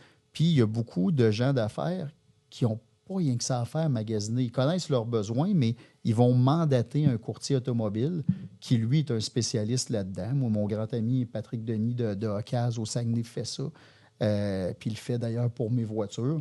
Donc, lui, ce qu'il fait, c'est qu'il va reprendre ton véhicule, il va s'arranger pour le vendre moyennant soit une commission, ou des fois, on peut même acheter un véhicule ensemble, puis peu importe. Puis, il va un peu gérer les in, les out d'une collection. Fait qu'il y a des gens très, très connus dans ses clients. Lui, c'est discrétion absolue. Donc, des gens que le monde ferait le saut de savoir qu'il faut en faire avec ses services. Comme qui, par exemple? Oui, c'est ça. Moi, j'étais un gars de concret. Parce que je vais te dire, c'est pas tous les courtiers qui ont ce scrupule-là. Il y en a qui s'en servent pour se faire de la pub, alors que Pat, c'est l'inverse. Il y a vraiment une clientèle extrêmement sélecte. Puis il est un peu comme moi, de dire, je vais satisfaire mes clients à 100%, mais je m'en servirai pas comme marketing. Fait que c'est en train de dire qu'il ne s'ouvrira pas un compte TikTok pour expliquer que, bon, là, le gars, dans le fond, il voulait un nouveau char, mais là, il passait pas au crédit, mais il y avait quelque chose à côté, un sideline, 800 000 par année. Mais ça, d'ailleurs, là, je le suis moi aussi. Je pense qu'on est tous abonnés. Évidemment. Mais ce fameux PC-là, je le trouve extraordinaire. Mais ce que je comprends pas, c'est est-ce que les gens ont signé un release pour dire tu as le droit de parler de moi? Je ne le sais pas. Je rêve. D'ailleurs, on veut l'inviter à notre podcast parce qu'on fait Trace de Brique, un podcast de gars de char. Mais là, cette année, ça ne marchait pas dans les horaires. Normalement, on va l'avoir pour la saison 2. Mais c'est ça, moi, ça m'intrigue parce que des fois, tu as le nom, tu as le métier, tu as la région. Et je me dis, un pilote d'avion qui a tant d'enfants, qui roule tel véhicule, qui... Les autres pilotes qui font, tu es en train de te séparer, buddy. C'est que peut-être que pour la majorité du Québec, il n'y a pas personne qui s'en rend compte. Mais tu donnes la ville, le métier, tout. C'est un joueur de hockey, il habite à Gatineau. Ah, ça commence. Vraiment, la gang de chum le sait. Là. C'est ça. Il y en a peut-être qui trouvent ça drôle puis qui disent. Mais c'est ça. Moi, je rêve d'y demander cette question-là de. Comment tu deals avec ça? Là? Il y en a-tu qui t'appellent et qui sont pas contents? Fait que je sais pas, c'est un mystère de la vie, mais moi, quand on se dit une confidence, c'est qu'on dit, gars, ça, c'est off the record. Puis j'étais de même comme journaliste auto, où est-ce que j'allais en Europe pour essayer des autos régulièrement, des autos de grand luxe. Puis au lieu d'être assis à la table du président et des PR, je demandais toujours d'être assis soit à la table du pilote d'essai ou à la table des ingénieurs. Parce que moi, j'apprenais 1000 fois plus que les autres qui avaient la cassette corporative du président. Mais bien souvent, à un moment donné, surtout les ingénieurs allemands, des fois, ça prend une tasse un peu. Ouais, quand Volkswagen, ils disent ça, c'est off the record, tu poses pas de questions. Il y a bien des fois à un moment donné, ils faisaient des grosses confidences sur des challenges de développement, des choses qui ont changé. Puis à un moment donné, ils disaient, hey, non, ça sortira jamais d'un texte. Mais moi, pour mes connaissances, là, je voyais des écueils qu'il y avait eu, des choses qui avaient été difficiles. Puis là, tu vois que même pour les gros manufacturiers, c'est pas tout le temps facile. Fait que c'était vraiment des bons moments, mais de respecter la confiance du monde, c'est quelque chose qui te suit longtemps. Ben oui. C'est une réputation qui est enviable aussi. Puis je pense que c'est une partie de ton succès aujourd'hui aussi. Tu parlais de ta carrière de cascadeur où tu as fait des gros films quand même. Tu as eu accès à des gros aussi contrats au niveau de l'animation. Je pense qu'il y a une partie de ça, de la relation de confiance que tu as créée avec les bonnes personnes dans toute ta carrière. Ça te supporte aujourd'hui puis ça t'amène là où tu es rendu. Là. Ben, si tu arrives pas prétentieux puis que tu over-deliver, sais, comme cascadeur, moi, c'est un peu un accident au sens où, bon, à un moment donné, il y a un producteur qui faisait des publicités qui me voyait à la télé, puis il voyait que j'étais super relax au volant, puis même à 140, 160 de côté, la boucane d'un pneu, j'étais capable de parler comme on se parle là, parler des spécifications de l'auto, des sensations. Puis il a dit, tu sais, tu as une conscience de où est-ce qu'ils sont tes Kodak, parce qu'un, tu les frappes pas. Fait que déjà là, c'est pas pire. Mais j'étais capable de donner à shot puis d'avoir, d'essayer de jaser, tu as quelle lentille, je peux-tu passer proche? Puis des fois, j'avais des caméramans qui... Il y avait un assistant cam qui tenait le manteau, puis il se penchait. Ben, j'avais une autobase pour filmer à shot, puis mon miroir touchait le mou du manteau. Okay. Fait qu'à un moment donné, tu commences à travailler avec du monde qui te font confiance, puis lui, il avait vu ça comme producteur. Fait qu'il est venu me chercher, mais c'est pas moi qui voulais faire ça, mais c'est arrivé. Mais quand je suis arrivé sur les gros films, j'aurais pu arriver, j'ai de l'expérience, 25 ans de sport auto. Au contraire, moi, pas commencer comme cascadeur comme les autres. Tu te fais frapper par un auto, tu déboules un escalier, tu fais une scène de bataille. Je ne fais pas d'arts martiaux, je suis aussi souple qu'un 2x4. Fait que moi, quand j'arrive là, c'est toutes mes idoles, là, les gars avec qui je travaille, puis les filles. Fait que, tu sais, si j'étais arrivé en essayant de prouver, de montrer, ouais, mais d'un char, tu sais, non, j'ai fermé ma trappe, puis à un moment donné, c'est du monde qui sont venus écouter des vidéos de ce que je faisais, puis là, ils sont venus me parler, ah, tu fais ça, tu ne l'as pas dit. Non. Puis c'est mieux de même. Parce que normalement, quand tu es cascadeur, tu tapes tous les jobs épouvantables où tu te fais défaire le corps. Puis j'ai tellement d'admiration pour la souffrance qu'ils ont. Parce que, tu sais, oui, ça a beau être arrangé, mais débouler un escalier, tu as beau 2-3 pattes, viens pas me dire tu te relèves, tu passes une belle journée. C'est pas vrai. Tu es à moitié commotionné, tu as les côtes tout bleues. C'est vraiment... Moi, je le ferais pas. Fait que toi, je voulais qu'ils sentent ce respect-là. Aux voitures. Exact. Mais d'habitude, c'est le bonbon. Après des années de cascadeur, de tomber d'un shot d'automobile, moi, je suis rentré dans le pleur bonbon.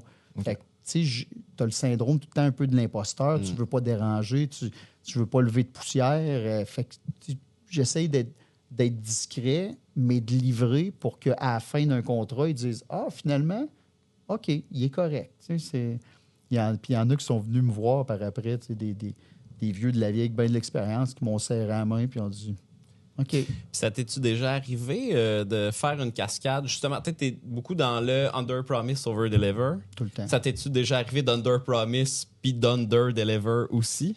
J'ai eu sur un film beaucoup de problèmes avec la voiture. OK. Je l'avais essayé avant le film. J'avais émis des commentaires très précis sur ce qu'il y avait à faire dessus parce qu'il y avait entre autres problèmes moteurs, problèmes électriques, ça shakeait de partout, ça avançait pas.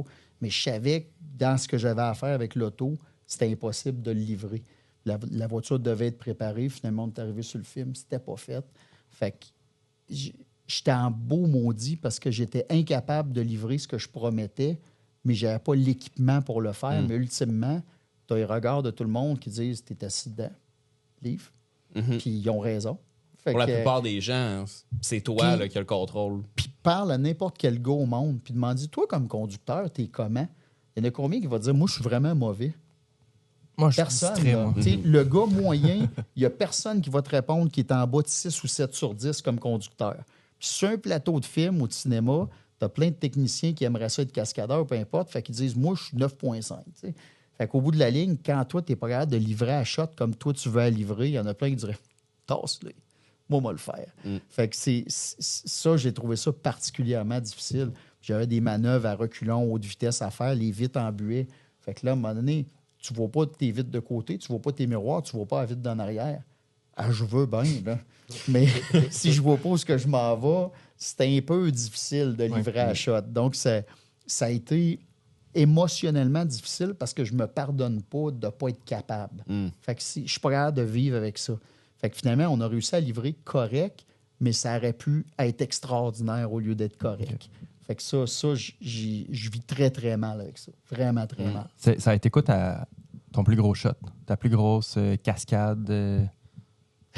Étonnamment, c'est plus en dehors des films, pas en dehors des courses. Tu sais, je m'étais préparé au métier sans faire le métier, mais là, c'est pas quelque chose que je prône aujourd'hui, bien au contraire. Mais tu sais, jeune, moi, j'ai 50 ans. Fait que je viens de la génération pré-Internet, pré-information, pré-tout.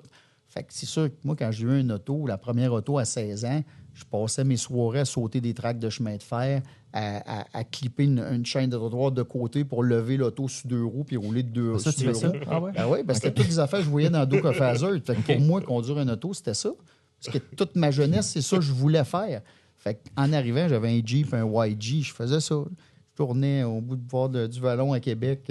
T'arrives au Galais de la capitale, la chaîne de trottoir était basse. Ben, je prenais le coin de la chaîne, je le levais de côté, puis je me promenais de côté. Puis là, c'est drôle parce que des fois, des cascadeurs, du 2 roues, là, tu penses-tu que tu pourrais livrer ça?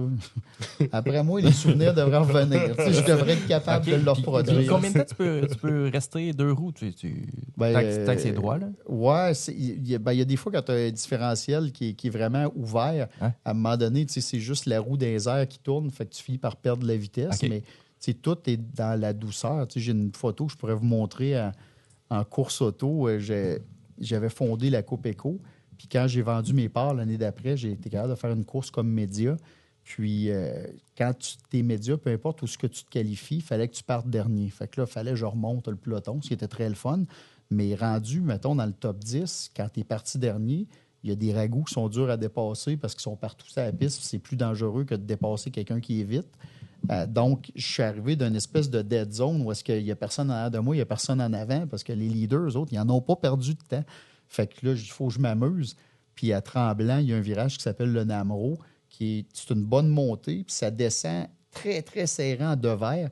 Fait que j'ai pris l'intérieur du virage, je l'ai levé sur 2 roues, fait que j'ai descendu le Namro. Mais là, juste là, il y avait l'écurie GT Racing, puis mes amis étaient là, puis j'ai entendu Babu rire. Puis tu sais, mon chum Bab, il a un rire assez particulier. Fait que là, genre, Bab est là, parfait. Fait que le tour d'après, whoop! Fait que finalement, les photographes sont mis là. Puis je me suis ramassé la photo dans Sport Compact Car. Okay. Fait que ça, ils m'ont appelé le Crazy Canuck of the Year. Puis, mais quand tu sais comment le faire, après ça, whoop, tu lèves ça de côté. Puis c'est drôle. Là. C'est pas. C'est drôle, tu dis ça aux policiers aussi. Il m'a dit, il fut une époque où. Là, je vois des gars agir comme ça aujourd'hui, puis je viens sans connaissance. Je trouve ça tellement irresponsable. Mais à ce moment-là, c'est plate à dire, mais. Moi, j'ai eu mon permis il y a 34 ans. Il n'y avait pas d'éducation. Il n'y avait pas de publicité pour ça à la TV. T'étais un peu, il y avait moins de monde sur la rue. Les autos étaient différentes. Tout était différent. Fait que, je ne suis pas fier de mon 16 à 20 ans. Là. C'est vraiment pas fier. Mais là, justement, j'essaie de compenser le plus possible en étant instructeur, en aidant les jeunes, en donnant des formations de conduite préventive, en montrant aux jeunes à quel point une auto qui pèse 3000, 3500, 4000 livres, à quel point ça peut être une arme dangereuse, puis tu peux te blesser, tu peux blesser les autres, tu peux gâcher des vies. Fait que là, je l'enseigne. Mais à ce moment-là, c'est triste à dire, mais je savais pas mieux, puis j'agissais pas bien. Et je suis pas fier de cette période-là. Non, c'est très bien de le reconnaître, puis c'est tant mieux aussi que tu sois capable de transmettre ça d'une meilleure façon aussi. En tout cas, j'espère être capable.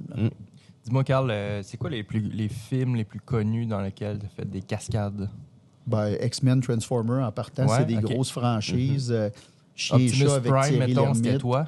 Pardon? Optimus Prime, c'était toi qui étais dedans? Non, c'est très drôle comment ça se tourne, ça, d'ailleurs, pour quand les robots sont debout. Là.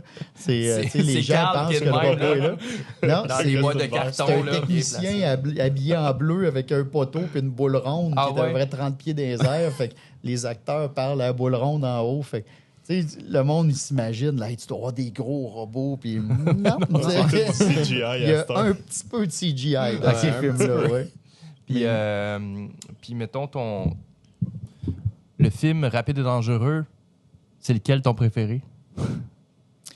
Ça, là, anecdote là-dessus. Let's go. Nice. Quand ils ont sorti le premier film Rapide et Dangereux, j'étais propriétaire d'un speed shop à Québec à ce moment-là. On se le dit, c'était le meilleur, là. C'était le moins pire. J'aime ça. C'était vraiment le moins pire. Mais moi, je me fais demander de présenter le film au cinéma, puis de commanditer, puis ci, puis ça. Fait que je suis là. Puis là, j'arrive au cinéma, ils disent « Ah, by the way, tu fais un speech avant. » Come on. Là, tu sais, je me sentais super mal, super gêné, fais le speech. Je m'assois là, j'écoute le film. Je dis « Ah non, ça va changer l'industrie, mais tellement dans la mauvaise direction. » Je suis sorti du film, j'étais débattu parce que moi, j'avais été dans cette industrie-là, modifier des autos pour répondre à des besoins réels puis rendre du monde heureux. Tu sais, le monde pense que oui, c'est sûr, il faut que tu vives, il ne faut pas que tu fermes, mais moi, j'aimais le fait que les gens arrivaient, disaient, j'ai acheté telle auto, je l'aime, mais à des faiblesses. On essayait l'auto, oui, c'est vrai, système de freinage, on va travailler ça. Ton châssis est un peu mou, on va mettre des barres, on va baisser ta suspension, on va travailler à puissance moteur, puis on livrait un produit qui satisfaisait le propriétaire de l'auto à 100%. Le lendemain du film, t'as-tu un bas kit pour que mes amis trouvent mon auto hot? Ouais. T'as-tu une bouteille de NOS? Tout le monde demande la ça. NOS, C'était la question. Ça explose-tu? Combien Puis là, de néons t'as vu mauves plein de de petites vendus? shops? Aucun. Dans mes employés, j'avais un règlement que si tu vendais des pissettes de lave-vitre qui éclairent ou des néons, tu étais congédié. Tous mes employés le savaient. Et on s'en faisait demander du matin jusqu'au soir. Et c'était vraiment un congédiement automatique. Quand tu veux monter un char, c'est la base pourtant. Là. Ben, c'est ça, on le sait, là, ça roule plus vite avec des néons. Là. Ouais, des collants. Puis, c'est ça. Mais non, moi, ça... Puis c'est pas pour rien que je suis sorti après ça de cette industrie-là parce que mes valeurs, moi, c'était de répondre à un besoin, de faire plaisir à quelqu'un, d'y livrer un produit qui va être content, qui va être durable, qui va pouvoir bien aller. Puis là, j'étais en train de monter des autos pour potentiellement les amis ou les femmes que le gars voulait séduire avec son auto. Là, je me disais, mais je suis pas dans la bonne industrie, moi, là. C'est pas ça que je veux faire dans la vie. Tu sais, si je voulais être dans la mode, j'aurais parti d'une boutique de mode. C'est pas ça que je veux faire. Ouais. Fait que non, moi, j'aime les autos encore aujourd'hui. Même si j'ai des autos un peu spéciales, mes autos sont grises. Gris métallique, souvent blanches, des fois noires. J'aime ça que toutes mes autos flyent en dessous du radar, soient le plus discret possible, parce que moi, je veux trouver l'auto belle, mais j'achète pas l'auto pour l'image que ça va projeter sur les autres. Je l'achète parce que moi, c'est ce que j'aime. Ouais, tu l'achètes pour ce que c'est et non pas pour ce que ça a de l'air. Justement. Exact. Puis souvent, mes autos sont rarement propres. Puis mes amis sont scandalisés de ça. Puis c'est belle pareil, elle est juste sale. Mais tu t'en sers, justement, c'est ça. Tu as du fun avec. C'est ça Pluie, qui est pas intéressant. pluie, il n'y a pas de problème. Puis il y en a qui trouvent ça. J'avais un superbe Aston Martin. Puis ça a plu battante. J'allais travailler avec. Puis le monde disait, mais ça n'a pas de bon sens. Je dis quoi, mon toit, il coule-tu? Mes vitres sont-tu restées ouvertes? T'sais, si mes vitres ferment et qu'il n'en bu pas, moi, je ne sais pas pourquoi je ne le prendrais pas à la pluie. C'est vrai que c'est un char étanche comme un autre. Là. Et voilà. Quatre roues, un volant, du métal. Puis j'aime le son.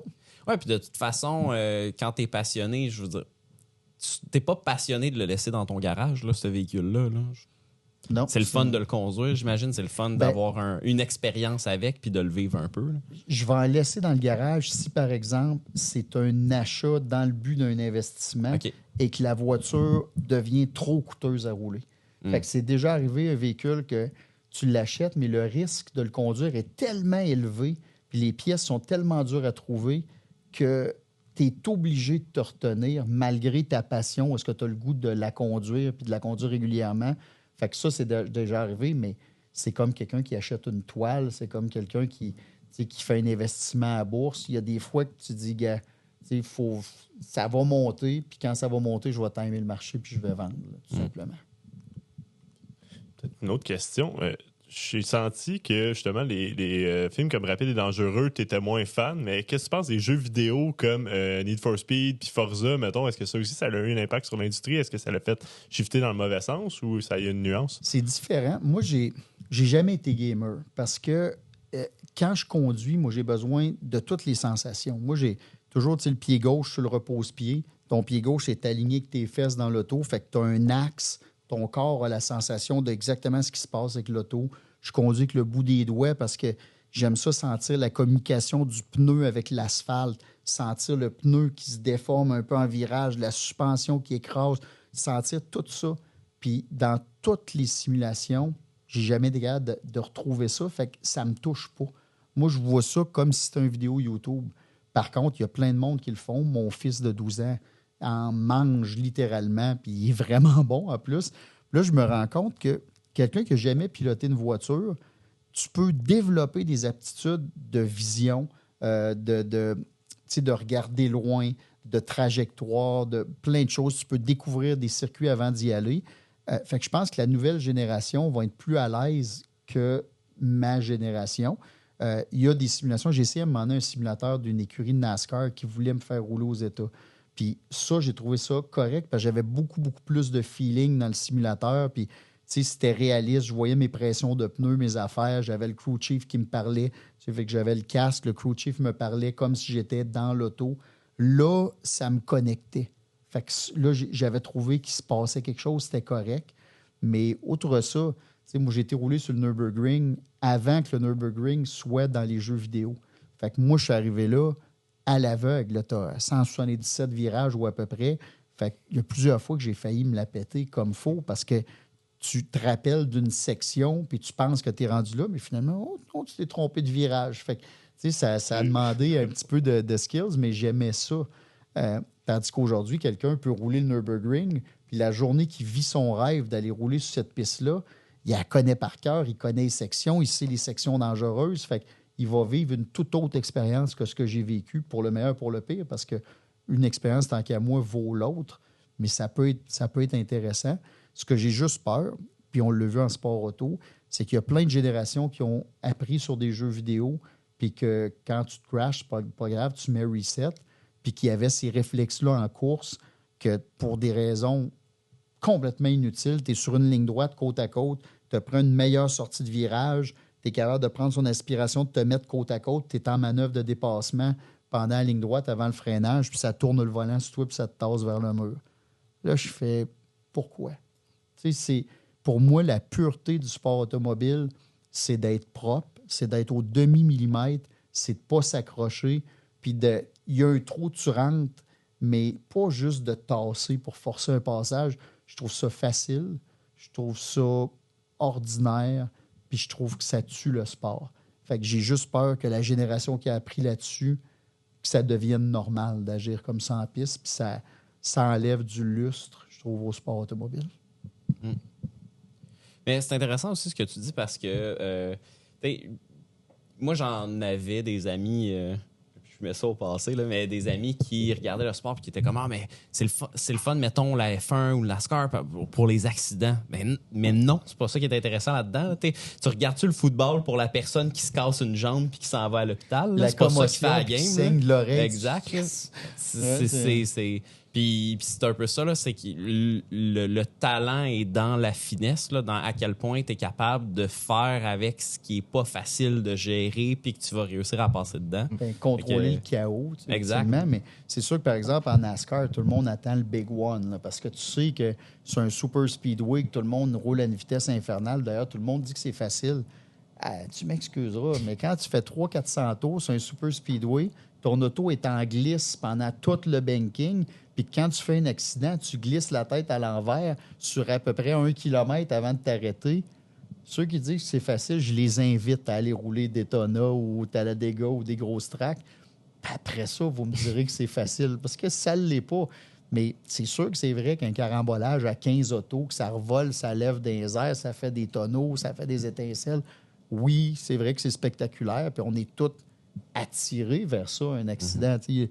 Normalement, c'est comme un knockout en UFC, c'est attirant. Mais en effet, quand je regarde moi, de la F1 ou du sport auto, je regarde la stratégie, j'essaie de voir, celui-là, il overdrive un peu, ses pneus, d'après moi, ils vont toffer moins longtemps. Puis là, tu vois quelqu'un qui prépare un dépassement, qui joue dans la tête de l'autre. Je vois une beauté et une pureté à ça que j'adore. Là. Carl, c'est le moment d'accueillir notre cher Alex Hogan. Tu vas voir, c'est une drôle de bébite. Fait que j'y passe mon micro. Alex, t'es où?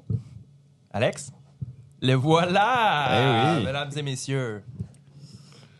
Je commence à avoir les jambes un peu engourdies, là, mais je suis content de sortir dans toute la table. Bon, OK. Moi aussi, ça m'inquiétait. Ouais, hein? C'est pas à l'aise. Entre 40 minutes puis 1h15, dépendamment du montage. Exactement. On va découvrir combien de temps j'ai été là quand ça va sortir. T'as fait beaucoup de cascades. Puis j'ai été sortir le top 10 des cascades du Québec. Je veux savoir si t'es d'accord avec comme le rating de si c'est vrai que c'est les meilleures cascades. Oh, OK. Fait que la numéro 1, je sais pas si tu la connais, mais c'est les chutes Montmorency. Ouais, si tu parles d'une cascade d'eau qui descend, moi, les chutes Montmorency, c'est quelque chose qui ça me plaît. Je suis originaire de Québec. On a toujours un chalet à Saint-Féréol-les-Neiges, ma famille. Maintenant, j'ai un chalet à Saint-Féréol-les-Neiges, moi aussi. Fait que je pars Boucherville, Saint-Féréol. Fait que à toutes les fois que je passe en avant, c'est émotif. Pour moi, les chutes Montmorency, pour moi, ils me font du bien à toutes les fois. Donc, c'est la meilleure cascade du Québec. Là. C'est absolument fabuleux. C'est mes chutes Niagara. Nice. Puis plus sérieusement, on va parler de cascade, mais pas nécessairement celle que tu as fait, à moins que tu aies participé à celle-là, mais as-tu vu la cascade de Justin Trudeau qui déboule les escaliers aux francs-tireurs? Je l'ai vu, je l'ai revu, je faisais rewind, puis je me tapais des mains. Est-ce que tu approuves sa technique? Il a l'air d'avoir fait ça un peu mal quand il s'est relevé. Je trouve qu'il a joué comme si c'était chill, mais ça l'était pas tant. On fera pas une show de politique, mais je l'approuve rarement. Disons ça comme ça. C'est bon. T'as fait Transformer. C'était comment de travailler avec Megan Fox? Es-tu smart? Malheureusement, elle n'était pas là. C'est ce qui est profondément triste. On était sur le dernier Transformer, dans le fond. Mais non, elle n'était pas là. Mais c'est rare que les acteurs et les cascadeurs sont ensemble parce que souvent, nous autres cascadeurs nous appellent Second Unit. Fait que les acteurs, souvent, ils vont tourner leurs affaires, mais sont rarement présents parce que d'habitude, c'est la doublure de cascade qui va être présent. Donc, j'aurais peut-être pu rencontrer la doublure de Megan Fox, mais ça n'a comme pas le même feeling. Non. Elle a peut-être un peu moins de dents si elle fait les non, règle générale, les cascadeuses, c'est de très, très jolies et gentilles femmes. Nice. T'as fait X-Men. C'était comment travailler avec Magneto? Était-tu smart? On travaillait avec la doublure de Magneto. Nice. Puis il est vraiment, vraiment gentil. C'est un francophone, un Québécois, nice. Super, super fin. Mais c'était très drôle de le voir se promener avec tout son kit. Là. C'est ça. Parce qu'ils font les X-Men sur Camillien Hood. Je pense, je sais pas si c'est là que tu faisais le tournage, mais tu sais, comme. On a fait une bonne partie là sur le Mont-Royal. Ouais. D'ailleurs, très drôle. Moi, j'ai jamais été sur le Mont-Royal de ma vie. Je suis originaire de Québec. Fait que, quand j'allais à Montréal, c'était des meetings d'affaires, des choses comme ça. Puis là, je trouvais donc que c'était beau. Je dis, pourquoi que le monde n'en parle pas plus? Puis les belles roches, puis les belles clôtures, jusqu'à temps que je m'en approche, puis que les roches étaient en papier mâché, c'était des fausses clôtures, parce que c'était supposé être Central Park. Fait qu'au bout de la ligne, finalement, j'ai jamais été au naturel.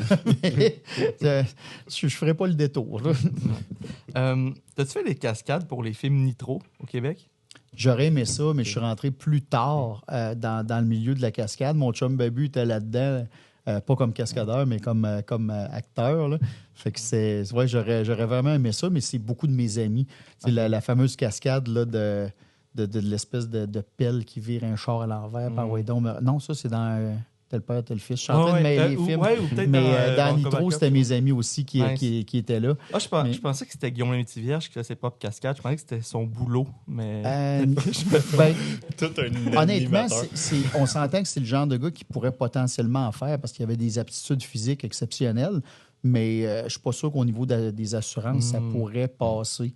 Donc, souvent, c'est des cascadeurs. Là, mais c'est drôle parce que quand tu écoutes les films, moi, je suis originaire de Québec. Fait que t'écoutais les films avant, puis c'était souvent des scènes à Montréal, puis ça te dit rien. Mais là, quand tu déménages autour, moi, je suis à Boucherville, fait qu'on est prêt. Puis là, tu te mets à être d'un film, puis là, tu finis par reconnaître le style d'un des cascadeurs, un auto, que tu sais, hey, il a loué son auto pour le film, ou tu vois une scène, tu dis, hey, attends une minute, c'est pas à New York, ils sont le shooté à Montréal, celle-là. Fait que c'est le fun de voir là, ce que ça amène. Oui, mais j'habite dans le vieux Repentigny. J'habitais là quand j'étais jeune, puis honnêtement, il y a souvent des tournages qui sont là. Genre, il y a eu des scènes de Crazy, incendie, tout ça. Fait que juste comme des fois après ça, moi, je regardais les films, puis j'étais comme, OK, quand est-ce que je vais voir la scène à côté de chez nous? Puis je voulais juste spotter, tu sais, où est-ce que j'habitais. Parce que t'étais dans ta fenêtre pendant tout le tournage, tu t'espérais de pas être coupé au montage. Ma soeur, ma mère allait, mettons. Les gros films classiques québécois, les chefs-d'œuvre, genre Avomac Party, ils tournaient ça dans les maisons à côté de chez nous. Fait que ma soeur, elle attend pour rencontrer Guy Jodoin, Jason Roy-Léveillé. Je pourrais en plugger d'autres, mais j'ai de la dignité, je le dirais pas, là, mais ouais, tous les acteurs de ces films-là. Super fin en passant à Jason Roy-Léveillé. On a tourné avec dans le temps, il est vraiment gentil. Ah oui, il a l'air smart. Puis, tu parlais que souvent, quand tu fais des cascades, surtout sur des gros tournages américains. Des fois, tu passes juste la journée à manger du craft. Ça fait plus de temps. Malheureusement, là, parce que honnêtement, anecdote, là, mais j'avais demandé aux autres cascadeurs, je suis mal à l'aise. Il y a plein de techs qui travaillent, puis là, il y en a un qui est en train de monter un décor. Je vais aller les aider, là, on fait rien. Puis là, je dis, non, tu vas te mettre dans le trouble. Là. Tu peux pas faire quelque chose qui n'est pas dans ton département. Mais je disais, mais ça, on ne serait pas plus efficace. Je me dis, c'est une plus petite production. Comme souvent des shows de TV, le monde pense qu'on est Top Gear puis qu'il y a 500 employés, puis ouais, donc, mais j'ai déjà tourné des segments de shows de TV automobile où j'étais tout seul avec le producteur, puis il faisait la caméra, le drone, le ci, ça. On transportait l'équipement ensemble, on déroulait nos affaires, on préparait tout. Puis là, tu sais, OK, j'embarque, je fais une shot, puis après ça, je m'arrête, je recule, je l'embarque, je l'amène à un autre virage, je me recule, j'y donne ce shot-là, puis là, tu sais, le monde pense que c'est tout le temps gros au Québec, puis tu as de la pratique. Mais en réalité, pas tant, là, mais moi, je suis de ceux qui... J'ai de la misère à être assis puis dire c'est pas grave, il y en a qui sont payés pour ça.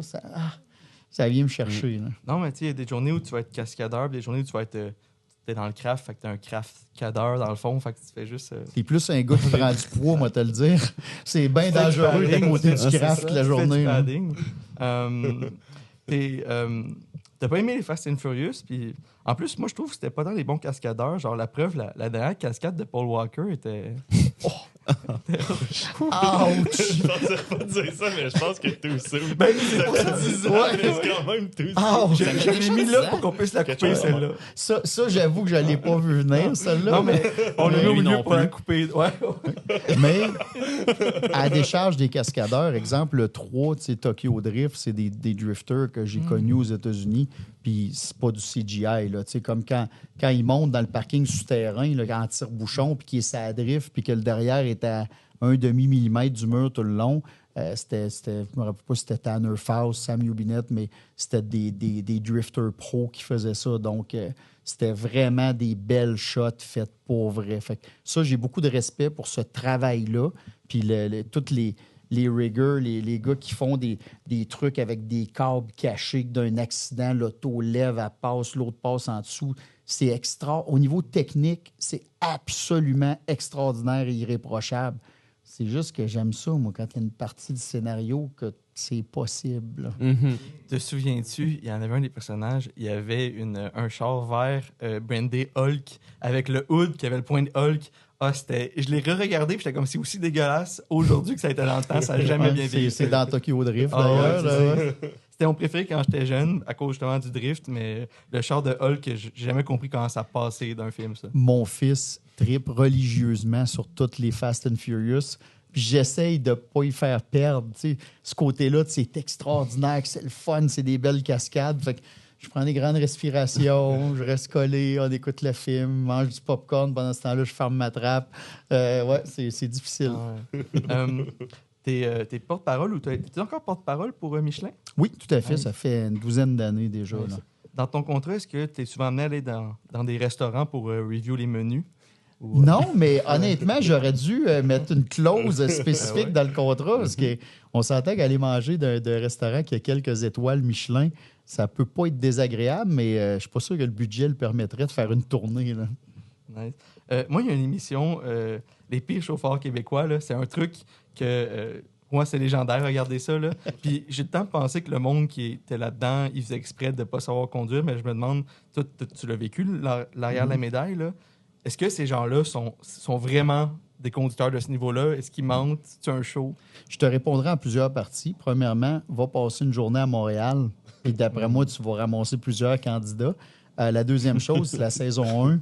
Quand on a fait les auditions, c'était mon mandat de sélectionner.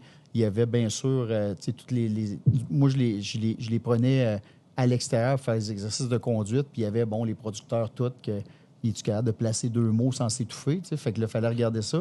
Mais de la manière que j'avais fait mes exercices pour les tester, je voulais éliminer ceux qui allaient potentiellement faire du spectacle. Fait que ce que j'ai fait, j'ai placé l'auto dans le stationnement qui avait l'air d'être juste proche de où est-ce qu'ils font les auditions studio pour qu'ils marchent puis qu'ils embarquent. Puis quand ils s'assoyaient dans l'auto avec leur accompagnateur qui s'assoyait en arrière, j'ai déconcentré. Je parlais de tout, de rien, de la pluie, du beau temps. Puis pendant la conversation, quand il était vraiment dedans, là, je disais, quand tu auras le temps, là, tantôt, on va commencer les exercices de classement. Tu auras juste te stationner là-bas. Il y a 2 gros cônes oranges, puis il y a une filée de cônes. Fait qu'il y en a qui disaient, ils continuaient à jaser, ils prenaient l'auto, stationnaient pile poil entre les cônes. Puis là, quand je disais, on va commencer le classement, là, subitement, ils donnaient des coups de volant. Tandis qu'il y en a d'autres, les cônes oranges, il y en a 2 à peu près ça d'eau dans un immense parking vide. Je comprends pas. Fait que là-dessus, il y en a 2 qu'en se dirigeant vers les cônes, ils étaient tellement focusés ces cônes qu'ils ont oublié qu'il y a des poteaux de lumière d'un stationnement. Il y en a 2 que j'ai intervenu, j'ai sauté sur le volant pour éviter un accident en se dirigeant vers la première épreuve. Fait que, peux-tu dire que rendu au départ, je faisais faire les exercices parce que je voulais que les autres qui vont suivre aient l'impression que les exercices de classement sont importants, mais ils étaient classés avant de commencer. Ma job était faite. Y en a-tu que tu as croisé ces routes après? Ou il y en a que j'ai recroisé, il y en a qui nous ont remerciés parce que moi, ce qu'on n'a pas vu à TV, puis ce que je trouvais triste dans la version québécoise par rapport aux versions d'ailleurs dans le monde, c'est que le côté éducation à TV a été très coupé au profit du pur divertissement. Puis moi, je trouve que ça débalançait un peu le show d'enlever cette partie-là qui est importante. Et on les aidait sincèrement. Moi, comme pilote pro, puis je suis instructeur depuis des années, puis je donne des formations à des gens qui ont eu des fois des traumatismes. Après un gros accident, ils ont de la misère à conduire, puis sont tellement nerveux qu'ils en sont dangereux. Puis, fait que j'en ai sincèrement aidé, puis les assistants que je rentrais pour m'aider ont aidé beaucoup. Le policier qui était avec moi, Daniel, est un instructeur extraordinaire.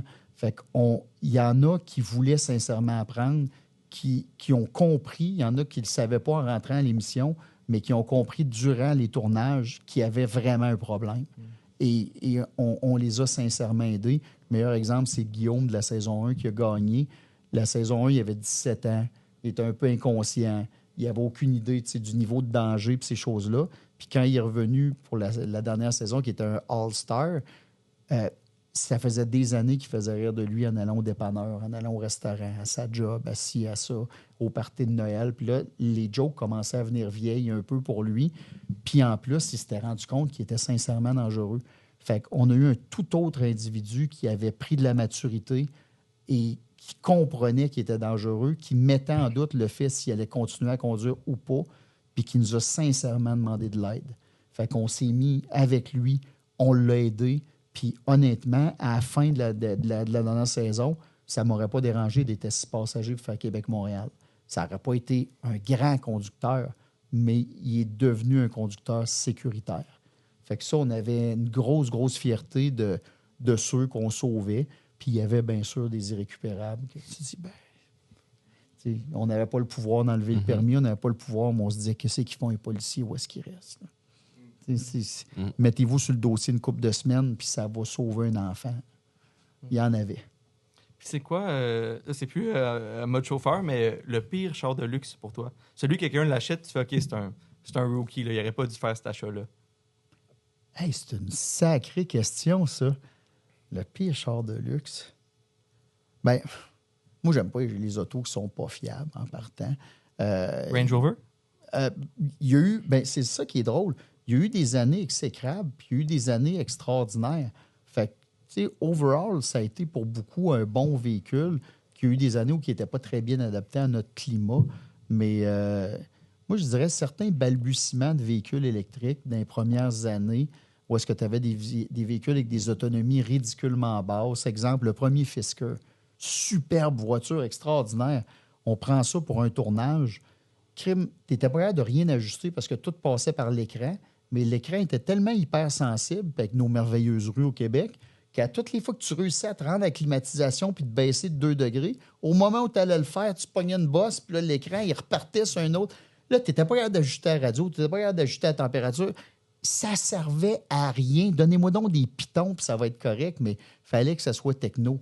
Fait que c'est demeuré une superbe voiture qui aurait pu être pleine de promesses, mais malheureusement, c'était triste, mais ça ne livrait pas à marchandises. Bonne nouvelle, après toutes ces années, en 2024, on a le Cybertruck qui va tout régler. Un char électrique incroyable. Je vais vous surprendre, là, mais quand il est sorti, quand ils l'ont lancé il y a comme 3 ans, je le trouvais tellement laid que j'en voulais un. Fait que j'ai donné un dépôt dessus. Ah ouais. Fait que, ouais, là, j'ai encore mon dépôt. Ils m'ont jamais appelé pour dire que c'était rendu à moi dans la ligne, mais je trouve que c'est définitivement un des véhicules les plus laids qui a jamais été créé de l'industrie. Puis ça me fait rire. Puis il y a tellement de monde qui va le juger puis dire que c'est épouvantable qu'il faut être un imbécile pour avoir ça que j'en veux un. Mais là, après l'avoir vu au Salon de Montréal, j'ai fait en personne et je trouve que je pensais qu'il allait avoir plus de personnalité, puis finalement, en personne, j'étais un peu déçu. Fait qu'on va voir, là, quand ils vont finir par m'appeler pour me dire que c'est à mon tour de faire la commande, là, je prendrai une décision impulsive à ce moment-là. Mais petite déception, mais c'est mon chum Babu, encore une fois, fait 3 fois que je parle de lui, mais quand j'étais jeune, il riait tout le temps de moi parce qu'il disait « Toi, t'as pas de style. T'es tout le temps les cheveux ordinaires, tout ordinaire. T'as tout le temps des jeans, t'as tout le temps un T-shirt normal. » Fait que, il dit, au pire, il dit « Tu devrais prendre le style, le let beau qu'il appelait. » Fait que, des affaires un peu vintage, un peu tout croche, que c'est tellement laid que ça devient joli. Puis quand j'ai vu le Cybertruck, ça m'a fait passer à Bab. J'ai dit, crime, il y avait de quoi, lui, qui sont laids beaux, là.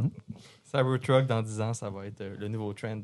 Mm-hmm. Bon, ben, c'est tout ce que j'avais. Donc, je fais une merci, bonne fin Hogan. de podcast, messieurs. Tu te recaches Merci encore? beaucoup, Alex Hogan. Retourne en dessous de la table. Il est parti. Oui, oui. Alors, messieurs, écoutez, merci beaucoup. C'est super agréable. Merci, Carl, vraiment, d'être venu. C'est rare qu'on parle de char. Belle équipe. Vraiment une belle merci. équipe. Puis c'est le vibe du podcast, c'est vraiment Comme le fun. ça, bon, super. Ouais, Écoute, absolument. parfait. Écoute, je vous dis à tous, merci de nous avoir écoutés. Puis on se dit à un prochain Faux Départ. Merci tout le monde. Merci. Merci.